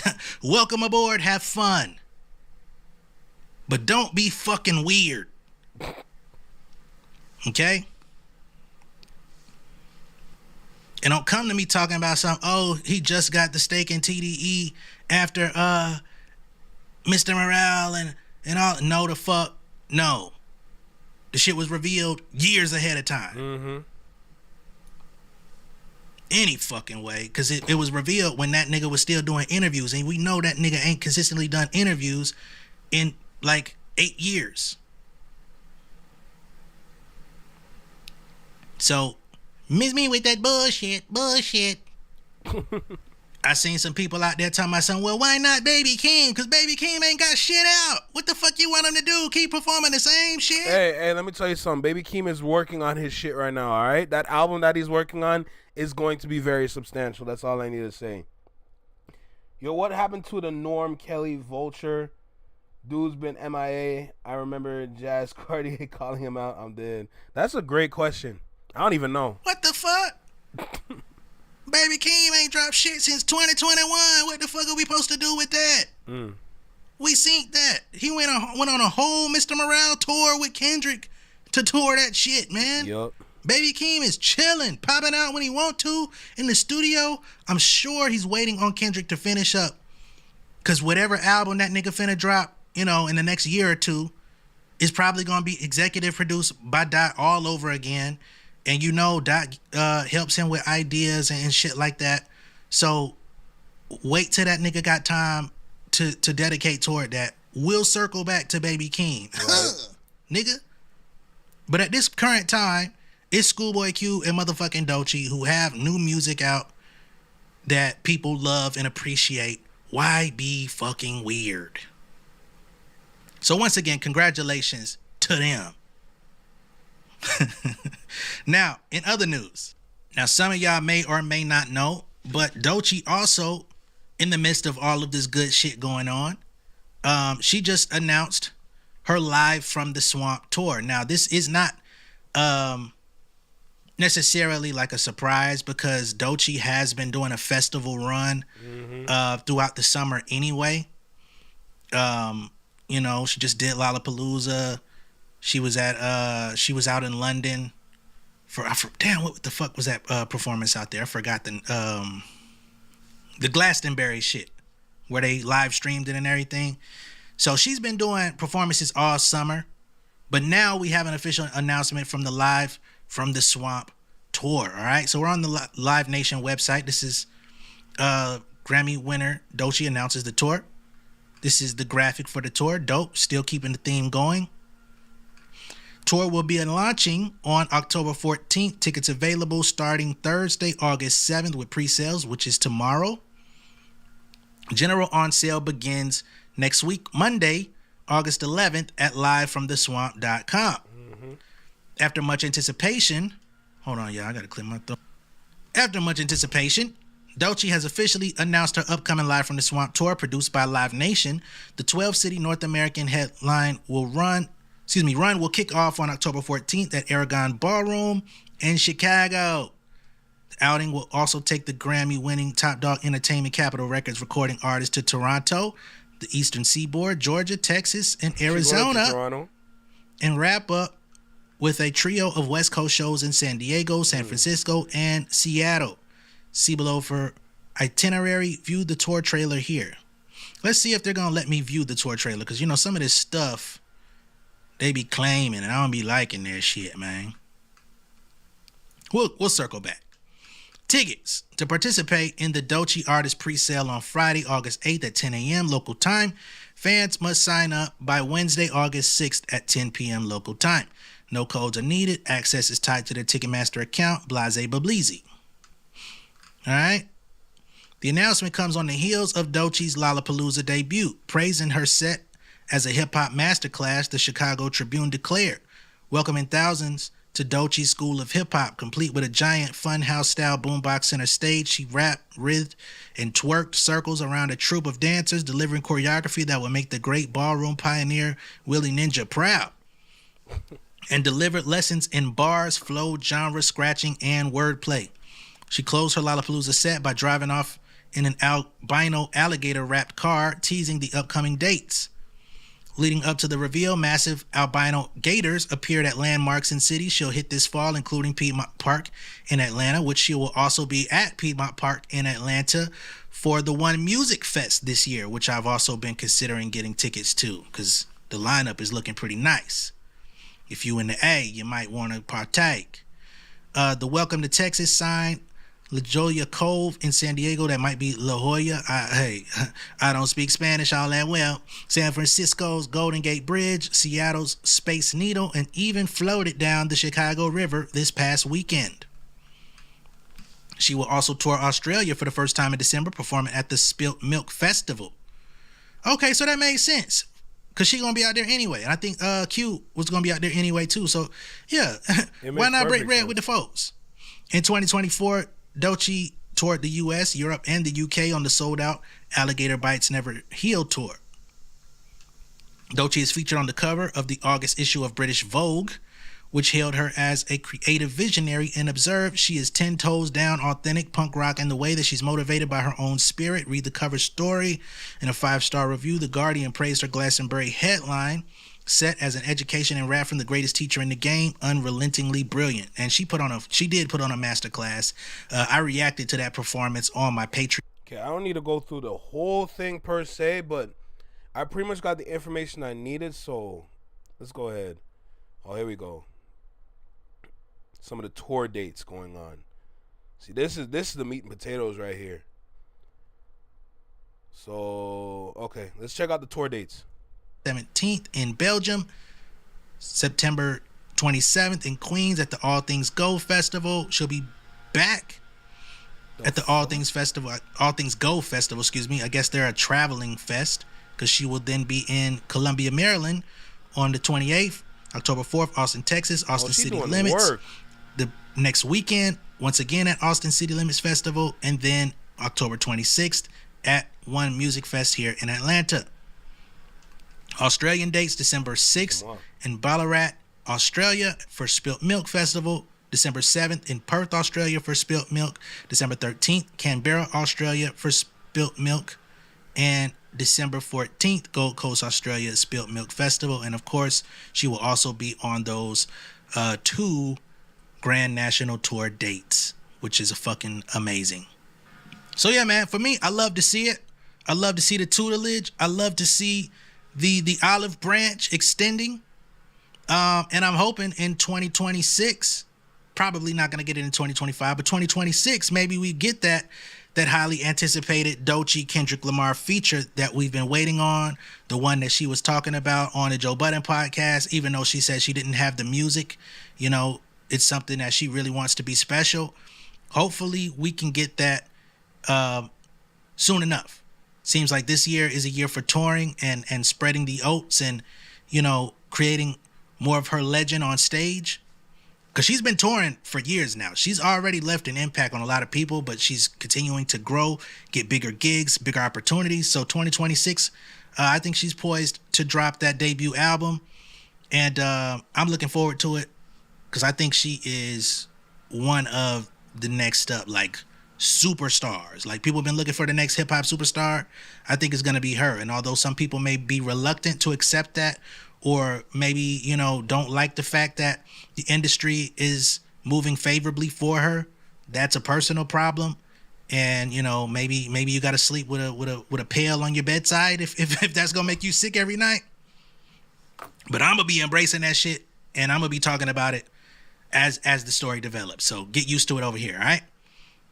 Let me know what y'all think down below in the comments. Be sure to like and share this video if this is your first time seeing me on YouTube. Salute to Jay Nolan for all the information that I have required from this video. I appreciate you, King. Now I understand what's going on completely. So I ain't got to worry about, what's going on in Australia. Nah. One day is Schoolboy Q, the other day is Doechii, and they're going to go back and forth for 4 days in total. So now that I know, I'm good. Doechii doing a lot of work, though. They got her touring everywhere. Jesus. She going to fly and then come back and then fly again. Lord have mercy. I don't know how these people do it, man. I don't know how you do it. Y'all are some seasoned veterans. Like, just to run back and forth, go to this continent, come back to this continent, only to fly over to this continent to do all these shows. I applaud all of these people that be putting in that kind of work, because I promise you right now, I'm not that kind of individual. No, sir. No, sir, not me. But salute to Jay Nolan regardless. I appreciate you, bro. Phenomenal video. And let's go ahead and tap in with another video that I got lined up. All right, let's go ahead and make that happen. All right, let's get to the bottom of this. Let's get to the bottom of this. 2 more videos. 2 more videos. And then we're going to charge it to the game. In fact, let me get the other video ready right now. Let me get that next video ready. No, I don't want to watch this one. Damn, 800,000? A nigga can dream, you know? Yeah, this video. 18 minutes. Lord have mercy. All right, 2 more. Almost there. And I'm probably going to record one off stream, so the accuracy is crazy. I'm going to save that for another day. I'm going to save that one for another day. All right. 2 more videos, and we're going to charge it to the game. We're going to hop off live, and I'm going to work on putting out those reactions, all right? So, alligator bites never gets jet lag. Don't kill me, Josh. Don't kill me. That's hilarious. Okay, let's get to the bottom of this video. I think this video is going to be very important and probably going to be very informative for a lot of individuals that are not too familiar with the business of contracts and sponsorships. Just based on the little section that I listened to off of the homepage, I kind of figured out where we're going to go with this one. Or this dude is just one of those mindless Drake fans. But I'm going to dive a little deep within this one, because I feel like there might be some sort of business that could be potentially happening with this individual. But for now, let's go ahead and get started. Y'all know what time it is. Let's go ahead and make it happen. Let's go. Yo, you right here in the small box. Right here in the small box. I kind of like that one. Welcome back to Single Seater Reactions, only on the Flex Mob Network. I'm Flex. Welcome back to the channel. What's good? How's everyone feeling? Salute to the Flex Mob. Salute to the Shadow Mob and everybody in between and everyone soon to come. I appreciate you, no doubt. As you can see, we got Jalopy in front of us. This video is titled, Scaring the Hoes. I wonder what this is about. Anyway, look, make sure you like, comment, share, subscribe. Let me know what you think about the video. Drop a comment down below. Let me know what you think about the reaction. Hit that notification bell to get notified when I drop my videos or when I'm live like right now. And let's get started. Let's go. Let's see what's good. Nigga, before I even say anything, y'all gotta watch this motherfucking video, bro, because we gotta talk about this shit right here, bro. Check this out, dog. Nigga, it's just me, nigga. Hey, oh. Yo, y'all can take this music off? I can take this music off? Oh, you said that? How turn it off? How turn the music off? Who I gotta talk to? Who the fuck is this? The funniest part, hold on. Before I even continue, the funniest part about him, yo, can we turn this music off? Can we turn this, can we cut this off? How do we turn this music off? Kendrick's verse just finished. Kendrick's verse just finished. So you sat through the whole song just to come up and say, oh, yo, can we cut this off? Can we cut this off, please? Bro, just listen to the song. Yo, y'all can take this music off? I can take the music off? Oh, you said that? How turn it off? How turn the music off? Who I gotta talk to? Who the fuck this thing is? No Kendrick. Bro, the verse just finished. It literally just finished. He just said you gonna see Pet Sematary. You know what I'm saying? This verse is done. So what are you crying about? You think he's Trump? No Kendrick. No Kendrick. No Kendrick. The president? No Kendrick. No Kendrick. This nigga is panicking. Look at his hands. No Kendrick. Nope. Nope. Can you turn it off? Nope. Fuck is going on? It's not even the first clip. And we ain't even got to the topic yet. Y'all stay tuned. What? What do you mean, Bisha, for real? You team Kendrick? Huh? No, but Drake is my manager. Like, for me, it's like... Yeah, that's my manager. Like... Your boy looking at you like, are you really serious right now, bro? We gotta cut it. We gotta cut it. Just get this off. Now, look. First of all, she a That's real one actually- because she ain't skipping till the shit was about to end. So that's real. Ninja You know Bomb. what I'm saying? But dog. Hold on, man. Already over now. Tell him put some Drake on. Yeah, put some Drake. That is nah, man. It's gotten to a point where you're literally just making yourself look weird. You're making yourself look weird. Because why are you trying to force a narrative?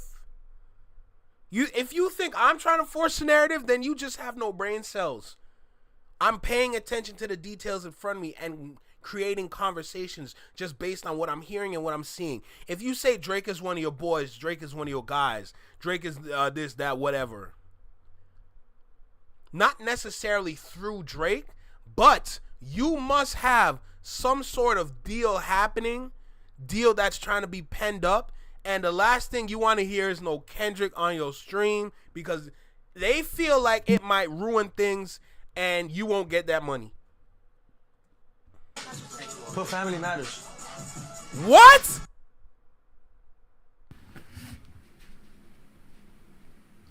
It's niggas out here that would try to convince you that Drake won this battle, but niggas out here doing shit like this. Yo, this bring me to a conversation that I'm so tired of seeing on social media, bro. I'm so tired of hearing niggas say, bro. This whole scaring the whole... The man said, put on Family Matters.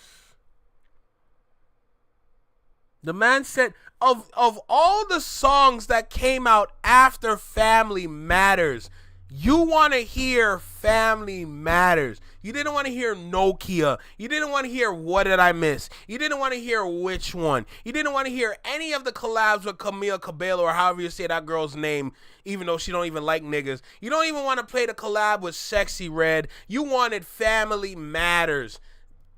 My God, you need help. O's thing that y'all be talking about, y'all think that it shows that you be outside or it shows that you be in places where women be at, and you think because of that people is gonna look at you a certain way, like you be around girls and all that, and you be around women and all that. I'm gonna tell you this, anybody that got any common sense, not falling for that shit. You don't look like that. You actually look corny as fuck. Because in reality, it shows you that you only be around one type of woman. And most of the time, you niggas don't really be around women. Y'all just be thinking you saying the right thing. And 9 times out of 10, you like, nigga, y'all don't even be around women like that. You niggas be at the club in a section with a homie or something, drinking, not talking to nobody, leaning against the wall. You too socially awkward to dance.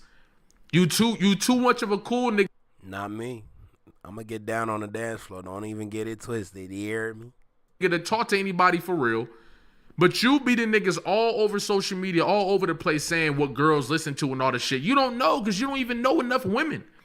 You niggas be confusing the one type of woman that you be around with the population of women worldwide. That's your fucking problem. That doesn't show that you be around women. That just show that you ignorant to women for real. Because it's a whole lot of women out here that's going to turn on some fire. That don't got to be Travis Scott and Drake and 21 Savage and all that shit that you niggas be giving like this idea of what women be doing. And a lot of the times, those women only listen to that shit because everybody keeps saying women listen to it. You got to have an assortment of friends and an assortment of communities and be welcomed in an assortment of communities to understand these. Nah, it's not filmed. He's live streaming. So that's why I'm going to stick with what I'm saying right now. He is actually live streaming from Kick. He's a Kick streamer. So the same video with the veil that he posted, Jalopy is talking about the same dude, just in a different light. Things though. Like when you niggas be saying nobody listen to Doechii. Are you crazy? Do you know how many women I know that love Doechii? Yep. Like treat her like she the hottest thing since sliced bread. But that's because I be in different communities. I know different types of people. I know women that are straight, bi, pansexual, dressing androgynous in the community, all types of stuff. I know all different types of women, intellectual women. I know women who only want to listen to Drake and only want to boom, boom. But I also understand that that's one type of woman. I know women that be only on a spiritual tip. Yep. Only want to listen to the Erykah Badu and Willow Smith and all that shit. Only want to listen to that type of shit. I know girls that's hip hop heads. I know girls that's DJs. Got real serious. I got you, Josh. Don't worry, bro. I got you. Serious musical taste, multiple ranges, alternative, country, pop, hip hop. Can pull out a Tupac song and then turn around and give you some Eve's Tumor. Them type of girls. Girls who can rap you every line in Look Out for Detox by Kendrick Lamar. Girls who can rap you all of Damn, who love Damn to Pimp a Butterfly, all that. That's true. And you niggas wouldn't know that because you niggas only think one type of girl exists. And you think one type of girl exists, A, because you get all your consumption from media and not real life experience. Yup. We need to talk about that. A lot of these niggas get their experience from, not from real life, but from media. And you could tell, especially when niggas be saying shit like that, scaring the hoes. Fuck is y'all talking about? It's multiple niggas that say they scaring the hoes are the same niggas that be actually scaring the hoes. Hoes be curious. Let's make it clear right now. By you being the individual that to cut the vibe and cut the energy, that's you scaring the hoes, because the hoes, they like to wander and look around. You know? I don't want to subject the women towards that term, but like for the sake of the conversation, hoes be curious, bruh. Don't get into hoes be curious, but you're the one gatekeeping the hoes. So who's really scaring the hoes? What types of girls out here, my nigga? But you would only know that if you went outside. Now, let's be honest. The only motherfuckers I see saying turn off Kendrick Lamar and turn on Drake is you niggas. It be niggas. It be niggas streaming. It be niggas. It be niggas talking about, I'm team this, you got to turn this shit off. It don't be the women doing that shit. What video you seen where a woman getting on, she talking about turn this Kendrick off? I don't know what niggas be talking about, but once again, they're trying to sell you the idea that they be outside for real, but these niggas don't be outside because outside is an abundance of things. Outside is a fucking Jaguars in a hookah lounge, you stupid ass nigga. I have not listened to the new Freddie Gibbs yet. Honestly, I was gonna wait till Friday to tap in with that album, because I didn't want to tap in from the jump. I felt like that would be a project that you want to consume outside of all the conversation. It was one thing for clips and everyone's there for Let God Sort Him Out, which was rightfully so. But for Freddie Gibbs, I feel like that's a different situation that I want to consume outside of all the talk, because I don't want to subject it to something that's under Let God Sort Him Out when it could be its own thing, you know? These niggas think the niggas who say the music is scaring the hoes. These niggas only be at Jaguars and the hookah lounge. Yup. These niggas only be at the fucking hookah lounge. Mm-hmm. Niggas talking about they don't play this shit on the yachts. You've never been on a yacht, nigga. How would you know? You've been on a boat, not a yacht. You've been on a dinghy. You've been on a boat. Y'all niggas don't be on yachts. Cause you watching fucking DDG? That don't count as your real life experience, you stupid ass nigga. Damn.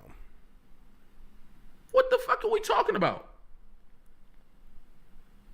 Women come in all shapes, forms, and sizes. Facts.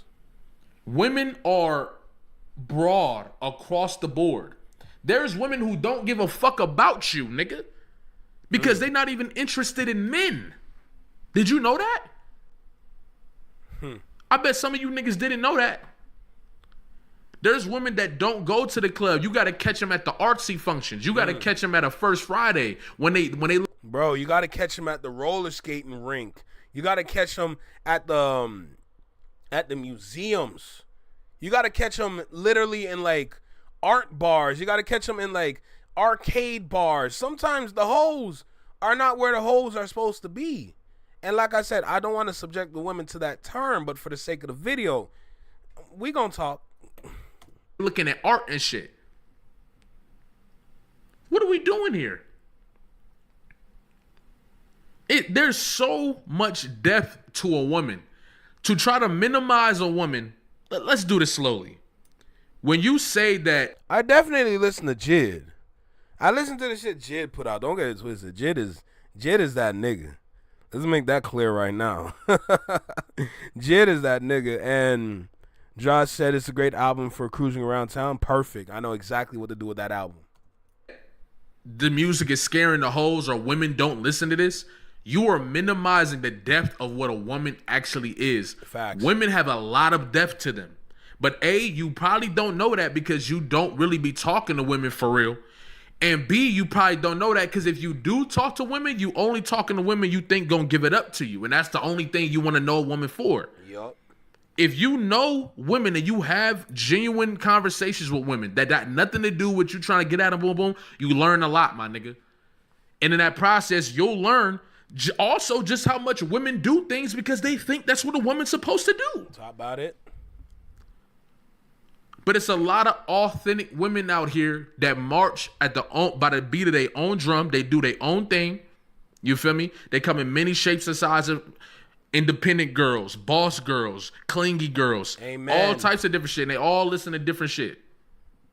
We're not finna sit here and minimize women to they never want to think about nothing. They never want to process nothing. They don't know nothing but twerking and no, that's one type of girl, and there's nothing wrong with that type of girl. But that's one type of girl, my nigga.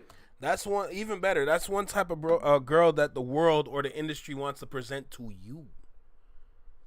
They want them to act this way because it's easier to sell to this kind of individual than to somebody that's artsy and have just like overall just like brain power. They're trying to dumb down the average person so it's easier to sell nonsense to them. Which is why we have a Sexy Red. Sexy Red exists because they successfully dumbed down a certain sector of women so that they can consume this kind of music. That's literally why. It's harsh, it's evil, but it's reality. It's reality. That's what's happening. So, it's what it is, man. Nothing woke about it either. That's one type of girl, my nigga. And even it be the intellectual girls that'll listen to Drake too. Like, it's broad. Yeah. But I only see niggas like this going this hard, talking about turn this Kendrick off. I only see niggas doing that. I don't see women doing that. You got to show me. And if that's y'all whole fucking argument, that's all y'all got. Nigga, that shit dead as fuck. What are we talking about? Go outside and talk to women. Genuinely. They won't. Treat women like they are humans, not an object. I'm not saying, go get not to go do you, because yeah, go do you. You feel me? That's what we here to, you know what I'm saying? That's you feel me? For sure. But you also gotta have a balance. You gotta have the girls that That's just your friend. That's just your homie. Yup. So you don't go walk around saying stupid shit like the shit y'all be saying. Yup. Some of you niggas are only associated with women by proxy. That's another thing. Like, damn, never had a real intimate conversation with a woman. Don't know nothing really about a woman for real. Because everything either got to be about what it adds to your badge, what it adds to your credibility, what it adds to whatever, or it's just about what you can gain. Or a lot of you niggas be capping too. A lot of you niggas not really out there at all. Hey, Josh, I'm glad you said, yo, Wiley, what's good, bro? How you feeling? Shit, man, I'm glad you stopped by, man. Shit, but to Josh's point, they literally be promoting talking down to your girl so you remain in control. It's painfully obvious they support toxic relationships, which is why the Red Pill squad exists.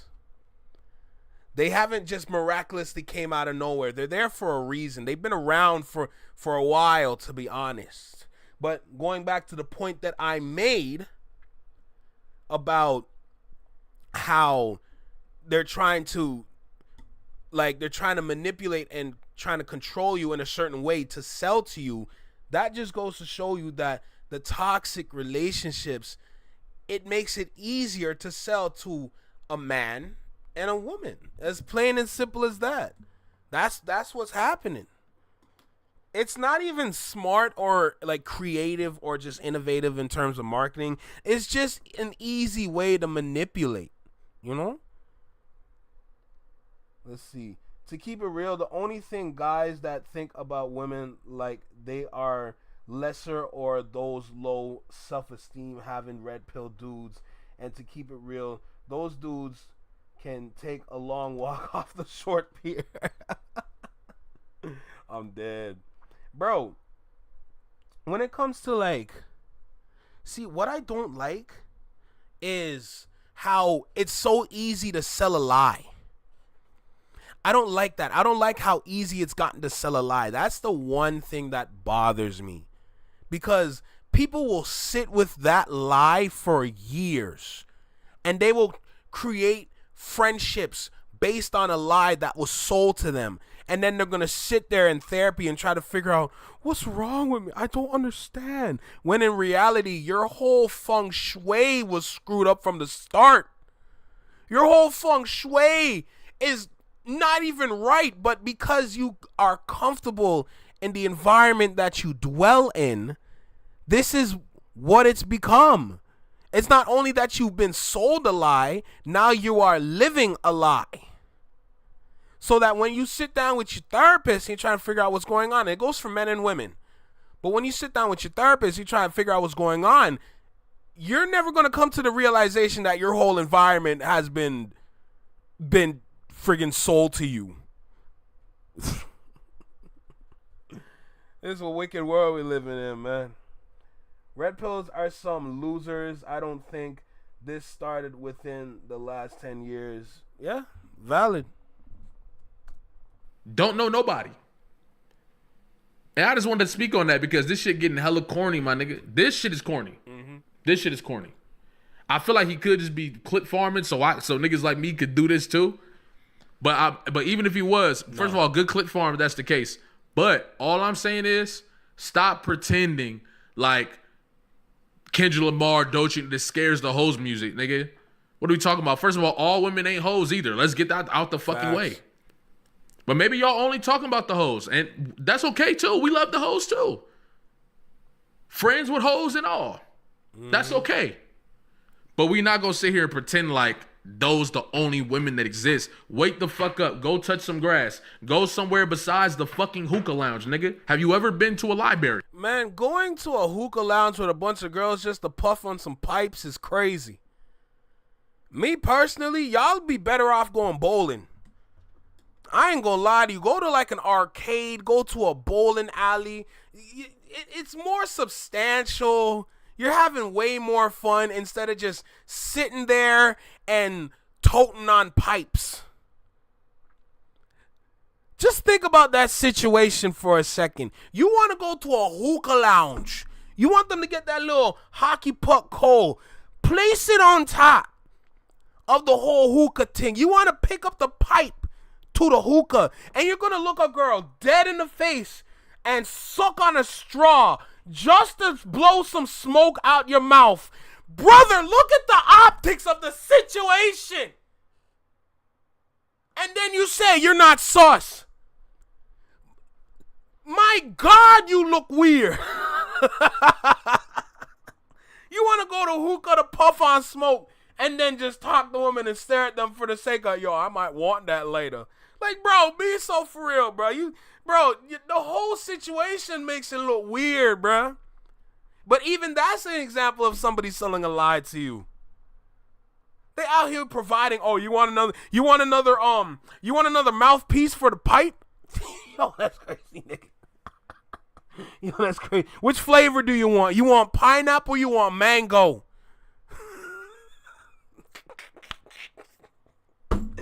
Yo, you can't make this up, man.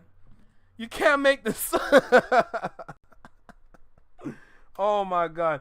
It's been around since Earth's conception, but we've hit a new dumb-ass wave of it. They put lames as the faces of it.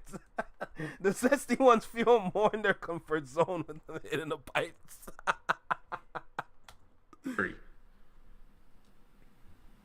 Have you ever, like, what are we doing here?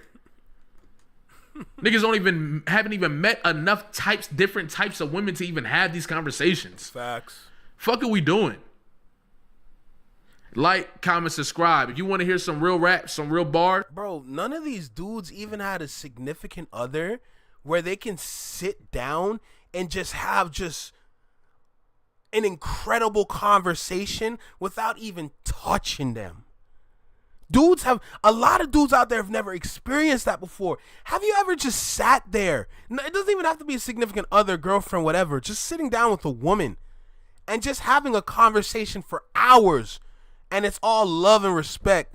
No, like, physical touch, nothing. It's just, y'all are just exchanging from your head tops. A lot of these dudes never even had those kind of conversations. I'm fortunate enough to have those conversations with a plethora of women. Plethora of women. Acquaintances all the way to, like, girlfriends. I've had a girl, I'd sit there and we can talk for literally hours about something and it would feel like 30 minutes. Those conversations are hands down some of the most incredible conversations in the world. Man.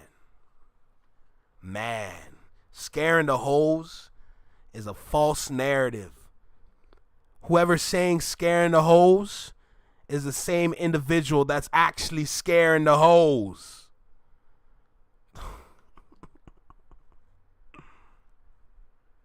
Like I said, for the sake of the video, I'm just using the term hoe just to help with the conversation. I'm not trying to use that term indefinitely. It's just for the sake of the conversation at hand. That is all. All right? Let's go ahead and get into that last video for today. Great video by Jalopy, though. All right. Everyone's favorite, Chiseled Adonis. It's been a while since I reacted to a video, but I'm glad that I'm back, and we have a very weird topic to talk about. So let me go ahead and hit the record button. This is going to be the last video for today.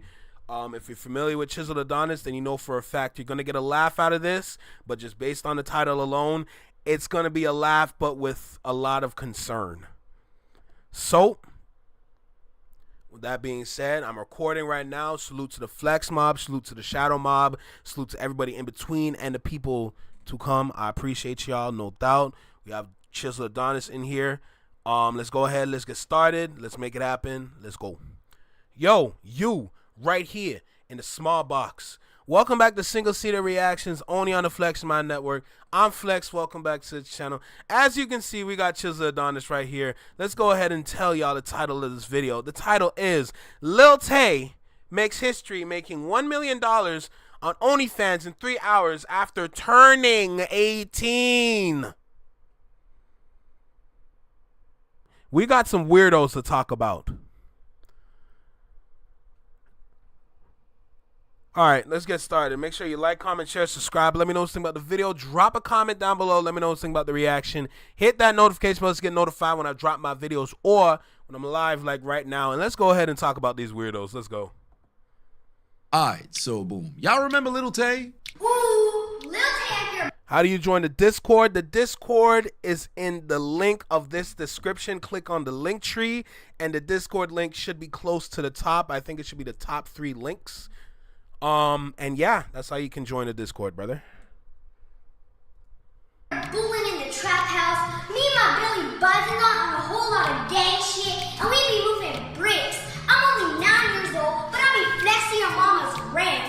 Fuck the Smith & Wesson, we keep a big chopper on us on the streets.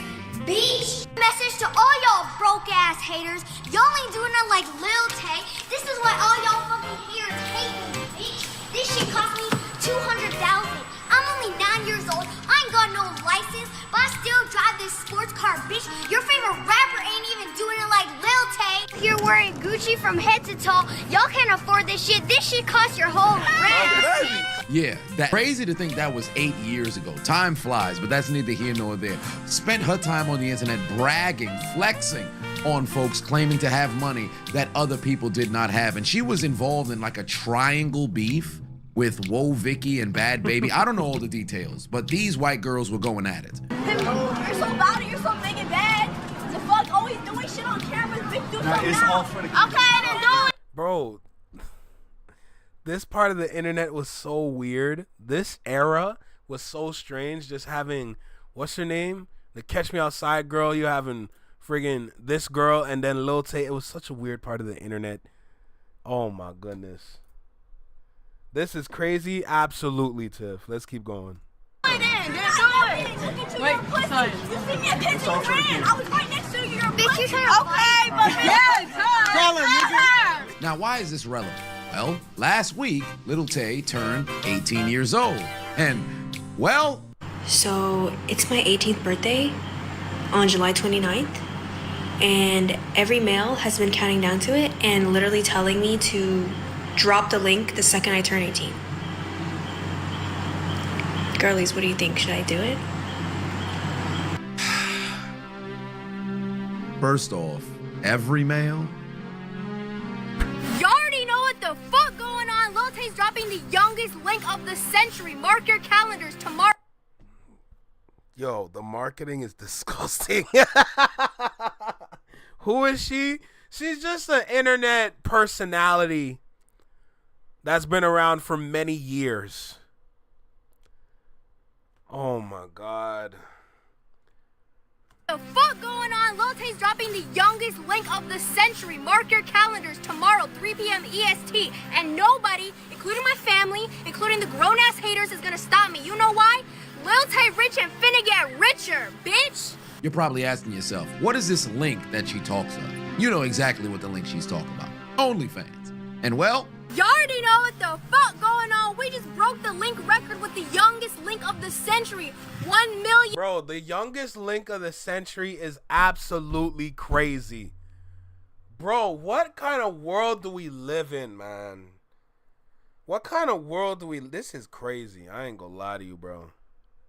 My brain cells are dying. $1 million in a couple hours. I'm still the youngest one doing it. For all the grown-ass haters who've been hating... Nah, Tiff, that's, what's her name? I forgot her name, but that's the Catch Me Outside girl. Which like, Catch Me Outside, how about that? That's her. What's her name again? Something Baby? Or something Baddie? Or I don't even know, man. Since I was 9 years old, look at me now. What y'all got to say? Y'all been doubting me for 7 years. Hold on a second. Hold on. So let me get this right. Hold on. Let me just get this girl out the damn frame. I don't want to see her right now. Bro. What is going... Okay, whoa. What is going on?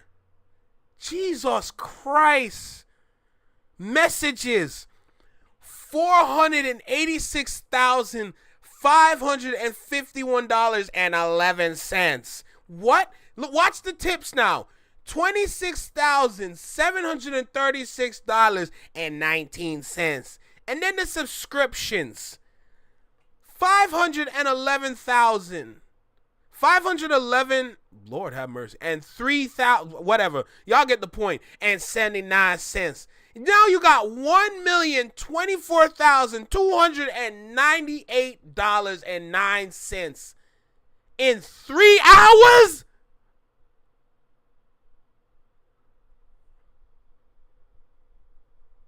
In 3 hours. In 3 hours.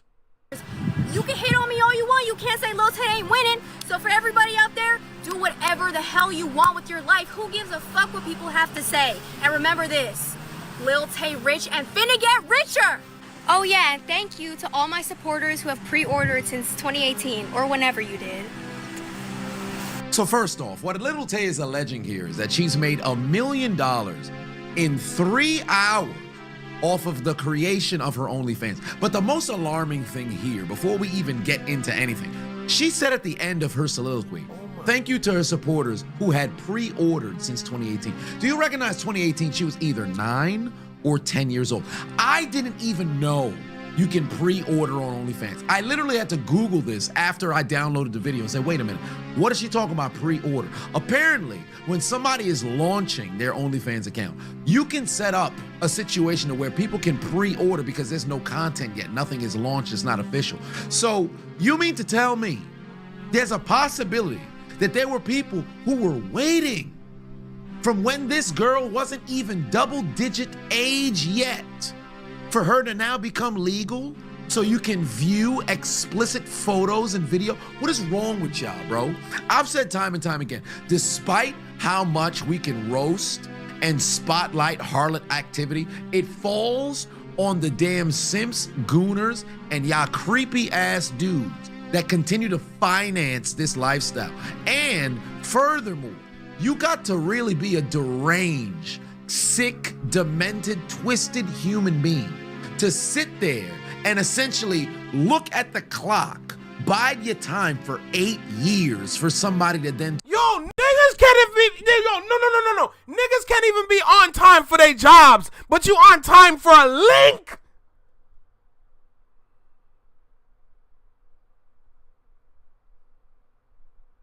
Niggas be late to work, but be on time for a link?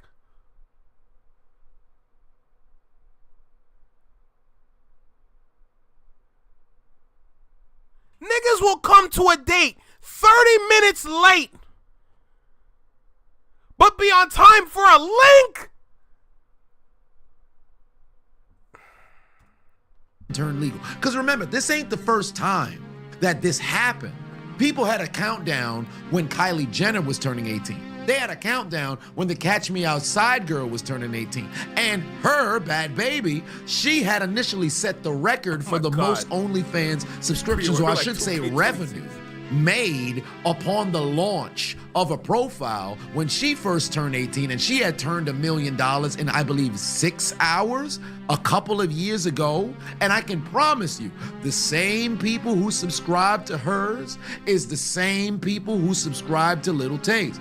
Now, you got to take this with a grain of salt because Lil Tay is a known troll. So it's highly plausible this can be inflated numbers. Maybe it's not even legitimate. Perhaps she took a screenshot from somewhere else. But all that being said, there's no denying that she's not the only case in which this happened.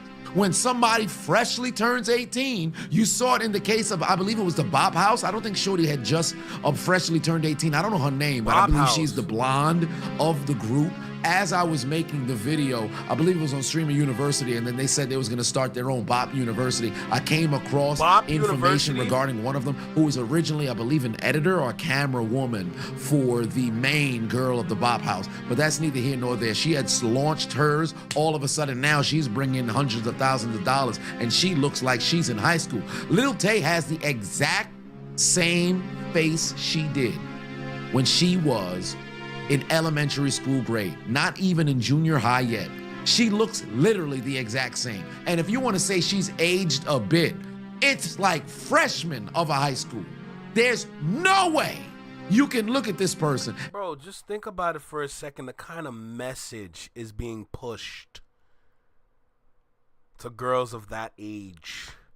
Instead of getting ready for post-secondary school, they're getting ready for OnlyFans. Just think about that for a second. Just think about that for a second.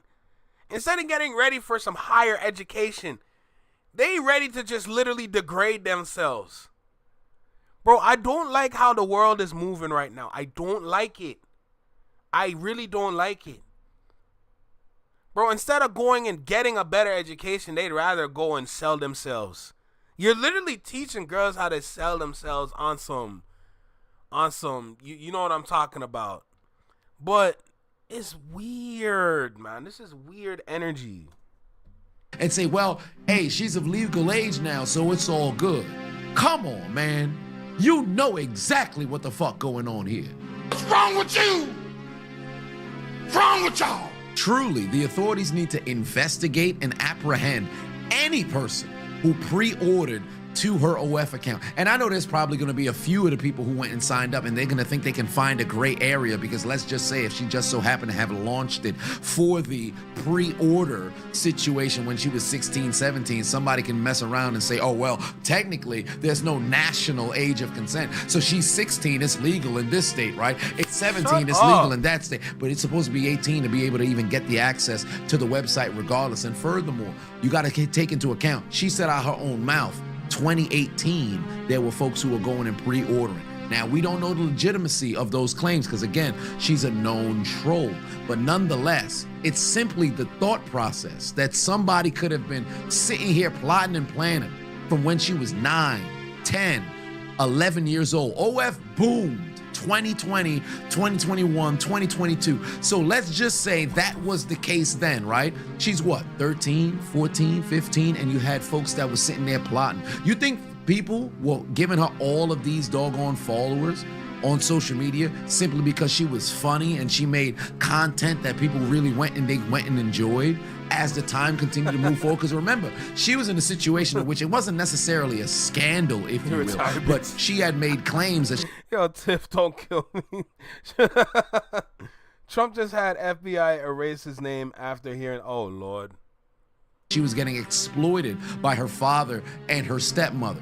All of the money that she would have made by way of social media, she didn't see any of it. It was her folks who was pretty much, and her handlers, who was pretty much exploiting her to go out there and make content where she was essentially a victim in all of this in the story. And then here you are now approaching adulthood, and the first thing that you find yourself going towards is OF. She had dropped some music and things of that nature as I was scrolling through her Instagram, but still, you take a look in those comment sections, dating a year, 2 years back, you see a multitude of dudes commenting, oh, OF loading, wait until she turned 18. Whoa! Yo, as a grown man saying OF loading is absolutely diabolical energy. What the hell? OF on the way. Albeit you could sit over here and be joking, but you got to think about what psychologically you're putting into these little girls' minds, because I've said time and time again, it's kind of crazy to think that the first thing that goes through shorty's minds is the moment you turn 18, hey, you know what? I'm going to go ahead and go and launch this account. But actually looking at it from their perspective, why wouldn't you?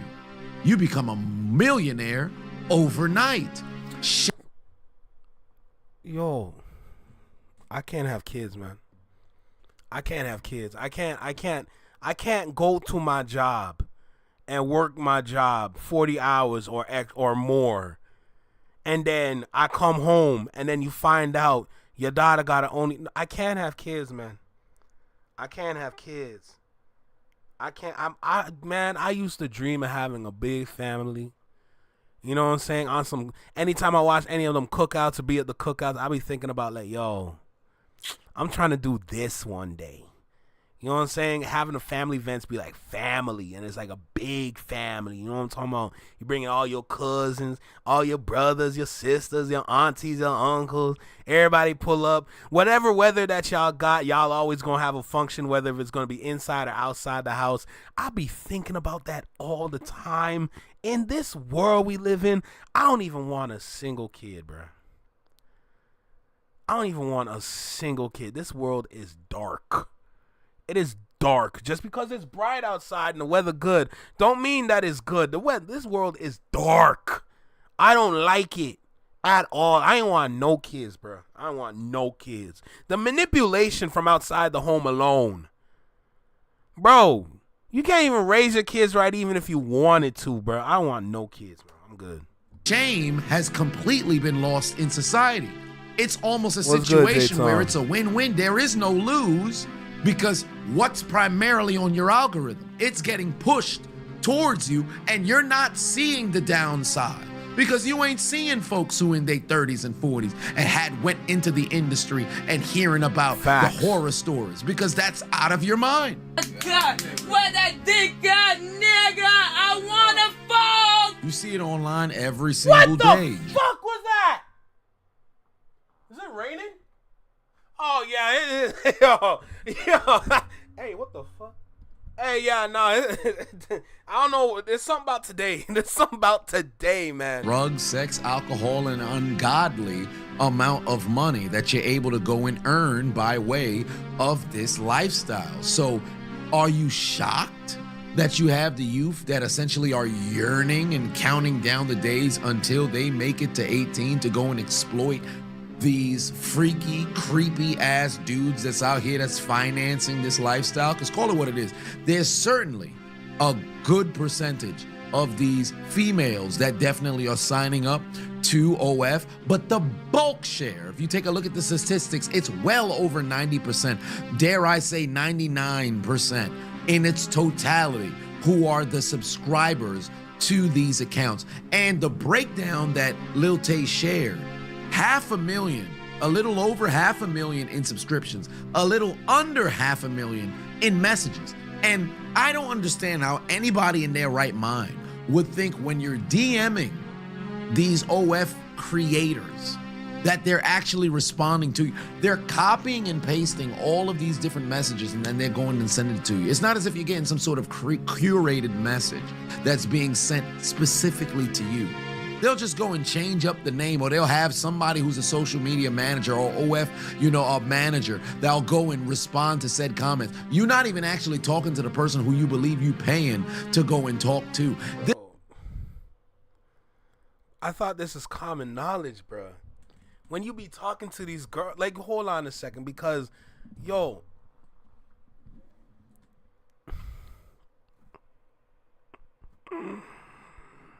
Lord have mercy, bro. Lord have mercy, man. What we gonna? Like I said, I don't want no kids, bro. I don't want no kids. My mom gonna hate me if she hear this. I don't want no kids. I think my mom finna kill me. I ain't gonna lie to you. I ain't want no damn kids, bro. You gonna have to rely on my brother, and he don't even talk to women like that. You gonna have to rely on my brother, bro. Real talk. This is all evidence, or I should say information, that's out there. You have a bevy of damn OF creators who talk about this on podcasts and pretty much expose themselves, and somehow still you got these nincompoops out here sending out a boatload amount of cash to go and line the pockets of these young ass girls, bro. And it's incredibly sad to see. Yo, Tiff, I won't even be surprised, man. I won't even be surprised, bro. Because here it is, you just turned 18 and you spent the past month teasing, like, go to our Instagram, you'll see it for yourself, teasing the eventual birthday for when you turn 18. Post turning 18, now you flexing, albeit, gotta take it with a grain of salt again, she's a known troll, but flexing that you now made this grandiose amount of money. You think that's not going to galvanize and encourage a bunch of girls who probably 15, 16, 17, 18 years old to go and create set accounts while they still have their youth on their side? People who in at 19, 20, 21, 22, anything sub 25, hell, even those going towards 30. Why go to school, get a career? Why go to college, probably rack up all kinds of debt? You could just go and hop on OF now. And by 25, they look like their nickname is Tuba. Albeit not a grandiose amount of them go and succeed. We all saw the statistic between 18 and 24, 10% of American women are on OF between that age range. That don't mean everybody gonna get on. There's a number of those who probably created accounts and completely failed.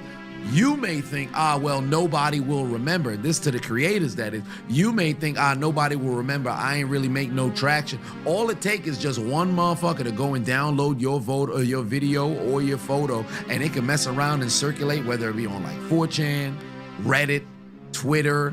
They can upload it onto the hub. All it takes is just that one person who go and download your shit.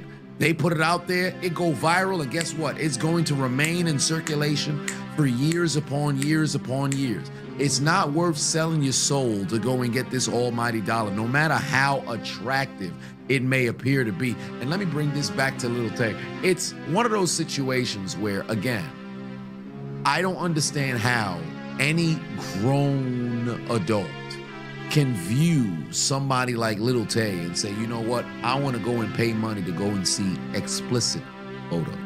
And you know, it's not dudes who's either teenagers who just so happen to have gotten their arms and hands on their parents' credit cards or maybe utilize their own cash to go and subscribe. It's not gonna be young adults that are probably fresh out of high school, currently in college, or maybe fresh out of college that's going and making these subscriptions. It's grown-ass dudes in their 30s, dudes in their 40s, dudes in their 50s. Hey, J-Tom, fun fact. One thing about Chisel Adonis, the sound effects that you're hearing, any of like the sound bites that you're getting, a lot of it comes from the N64, bro. So from what I'm hearing, this sounds like it came from like Super Mario 64. You know what I'm saying? Like, I've heard things from, like, Zelda. I've heard music from Smash Brothers, Kirby, Donkey Kong. Like, bro, this guy right here, he knows. And I can tell he just loves his generation, bro. He loves his upbringing. He loves his childhood. And extended moving forward. Those predators that continue to circulate out here in the public. Sick shit. And let's keep in mind, remember the statistics. 1 in 10 women between the ages of 18 and 24 have an OF account, right? What? But of all... No! Run that back for me again. Let me hear that again. Ages of 18 and 24. Run that back. Remember the statistics. 1 in 10 women between the ages of 18 and 24 have an OF account, right? Bro. Whoa. Yeah, nah, we doomed, bro. We doomed. Either that or Zelda Facts. It came from Zelda. There you go. But of all OF users, 71% of all users on the site happen to be male. So that now begs the question, what percentage of dudes post age 18 and all the way up, no matter what the range just so happen to be, have an OnlyFans subscription? When you walking down the street, if 1 in 10 women between 18 and 24 happen to have an account, what is the percentage of dudes that happen to be a subscriber of an account? 40, 50 some percent? Go on Google. Some say 50, some say 61, some say 40. It's ridiculous, fam. And remember, it's not a situation to where it's a guarantee who you're subscribing to is posting. See, you gonna play Max Payne, I'm probably gonna play Vigilante. I ain't gonna lie to you, bro. Explicit content. Because remember, OnlyFans wasn't predominantly known for sexual activity. You had musicians that were on there, artists that was on there, who simply wanted to... Yo, Raven, if you go through my channel, you're gonna see that I literally used to play like old games on this shit, bro. I was playing Spyro at one point. I was playing Tony Hawk's American Wasteland at one point. What else was I playing? I I was playing like Crash Bandicoot at one point, bro. Not Crash, but the Crash racing game, like Crash Team Racing, I think. I was playing some classics on here, bro. I used to live stream that before I started getting into the music. Boy, if you want to talk, we can talk. Create either content behind a paywall or possibly exclusive content that they could possibly get out there on different sort of platforms, whatever the case just so happened to be, right? A situation where... Yo, J-Tom, I still have my N64 emulator, Project 64. Come on, bro. Ah! The classics! You have somebody pre-ordering. The implication, or it's implied that you have her getting ready to post these explicit photos, but there's no guarantee that's what she's gonna put out. But you've able to earn $1 million in 3 hours, and it's probably at an absurd number right now because the numbers that Little Tay post. Bro, quickie, I usually use Sean Paul, bro, because I want to use that the special. Rasclat posted were 3 hours. It's now been well over 24, or I should say a little under 24. The post of this video is probably going to be over 24. So with that being known, y'all don't think that's crazy? So I'll close with this because the longer I talk about it, the more frustrated and disgusted I get. I've been past frustrated. Every single one of these dudes who subscribe to her OF really need to be dealt with. And you already know there's probably those individuals who actually had an intimate relationship with her, whether it had been a teacher, a pastor, maybe not so much a co-worker, but anybody who happened to be an adult that had been in her life, who probably was watching. Because I remember, I can't tell you how many different, podcast clips that I've seen circulate on X, maybe even on Instagram, where they were asking OF models, oh, what was the wildest, message that you received? Or did you recognize anybody who was a subscriber? I believe in the Lily Phillips documentary, when I made the video on that, she said she had a former teacher that was subscribed. Bonnie Blue had said she had former teachers that were going and subscribing as well. Yo, Raven, do it so I can be a backseat driver and just yell at my screen and tell you, you're going the wrong way, nigga. So you think that's not going to be the case with Little Tay? You don't think that's the case with Bad Baby? You don't think that's the case with all of these different OF harlots, fam? Dudes got to do better, bro. I mean Drake dropped. Because this falls on you. No matter how much we continue to roast these harlots for doing these quarters and wanton wench activities, y'all dudes continue to finance them. Because let me tell you something right now. If these dudes stop supporting immediately like that, it don't matter how many accounts or how crazy the content that gets posted goes up. If you ain't supporting, there's no demand, it really don't matter what the fuck the supply supplies. It's y'all fault. Y'all continue to support this shit, hence perpetuating this fucking cycle, continuing to move forward. So it's on the dudes. It's 100%. It's true. It's not even the ladies' fault half the time, because the dudes actually be paying for this shit, bro. So realistically, OnlyFans is honestly the man's fault, because y'all continue to like literally fund these girls' college funds. Like, it's crazy, bro. On the fucking dude. And y'all need to be dealt with. You will go one-on-one with The Undertaker! Oh, shit. Oh, God! Oh, he did.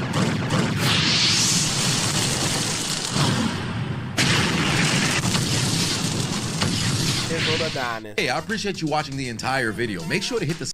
I see, as much as I want to use Twitch, I can't get on Twitch, man. It's hard for me to tell subscribers, yo, go and follow my Twitch account, bro. It's hard to get people to just move on to another platform, bro. It's not easy. See, if we're gonna do song battles, because I want to start doing that again, we're gonna do it on Twitch. We're gonna do that on Twitch. Let me make that clear right now. When we do the song battles, when we start doing it again, we got to do that on Twitch. But a lot of people, they just don't know how to navigate some of these apps. So you got to tell them, yo, make an account, follow me, and we're good. But the process itself is tough. But going back to this video, man, I can't believe this ish. I can't believe this. I done checked out, like, what? I don't even know when. I'm just... Why?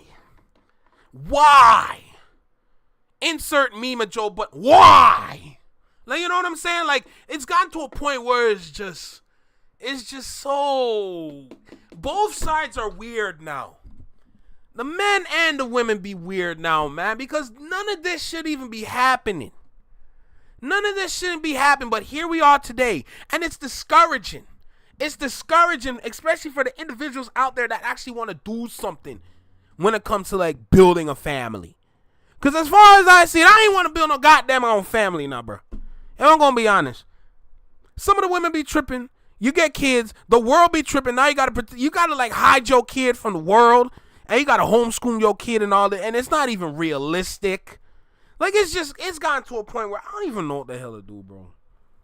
I don't even know what, as much as I have such big dreams and aspirations in terms of just building a family and shit, and then having like an ideal, like real like job and everything and having a salary and all that, bro, it's just gotten to a point where it's just like, what the hell is going on? Bro, I used to think about, yo, I can name my kid this. I be thinking, yo, I be giving my kids like, literally, I've been thinking like, I would give my kids like African names and all that shit, bro.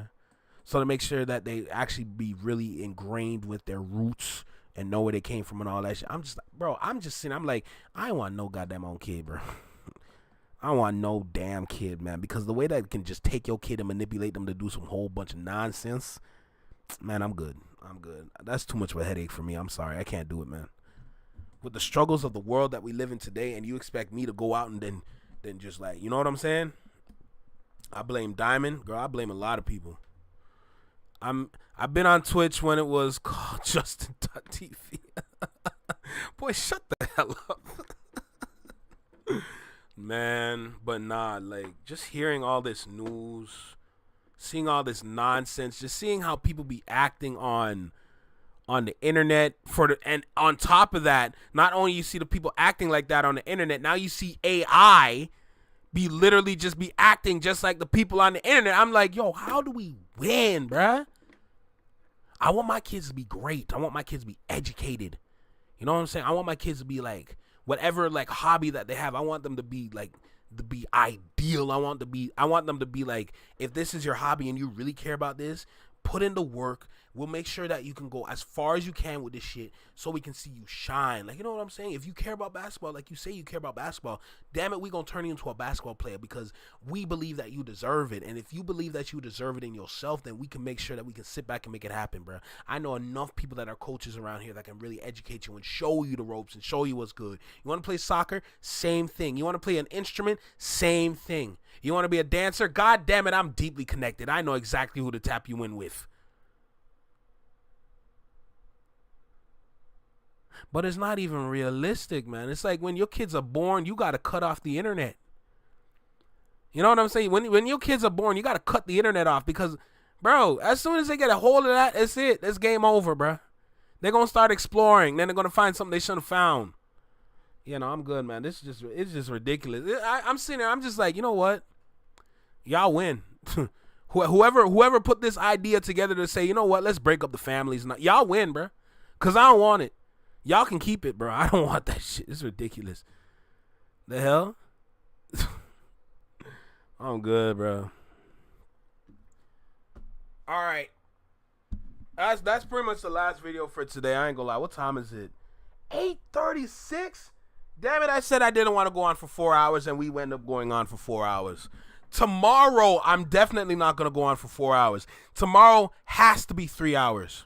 Tomorrow's stream has to be 3 hours, if not less, because I have things I have to do after, and I got to go ahead and get my practice in, you know what I'm saying? But for now, to the Flex Mob, to the Shadow Mob, everybody in between, everybody that's going to be tapping in later if you choose to, I appreciate you for stopping by. Thank you. I got videos to work on, so even if I'm done streaming, I still got to sit here and start to put these videos out. I got to start with the BT video and then go down the list, you know what I'm saying? And we're just going to sit back, catch a vibe, have some fun. I appreciate y'all for tapping in. Salute to y'all. Do 24 hours. Yeah, we're going to have to talk about that. I'm going to probably talk about that tomorrow because as much as I try to find a BNB, I can't find no BNB, bro. I ain't going to lie. It's tough. But y'all, we'll talk about it tomorrow. But for right now, salute to y'all, no doubt. Salute to the Flex Mob. Salute to the Shadow Mob. I appreciate y'all forever and always. Salute to the moderators. Salute to the dono for today. I appreciate you. And I'm going to catch y'all tomorrow, all right? But for right now, no panel tomorrow. Oh, no. We will have the panel tomorrow. Don't get it, brother. Don't get it twisted. Don't get it twisted. Just because I said I have 3 hours doesn't mean we're not going to do the panel. Don't do that. We'll do it tomorrow, brother. But right now, like I said, we're going to talk tomorrow. Probably talk before stream. But for right now, salute to y'all, no doubt. I'm going to catch y'all tomorrow. So for now, take care, be well, be safe. Stay true, be you, live long, and long live. Peace. Y'all take care of yourselves out there, all right? Later.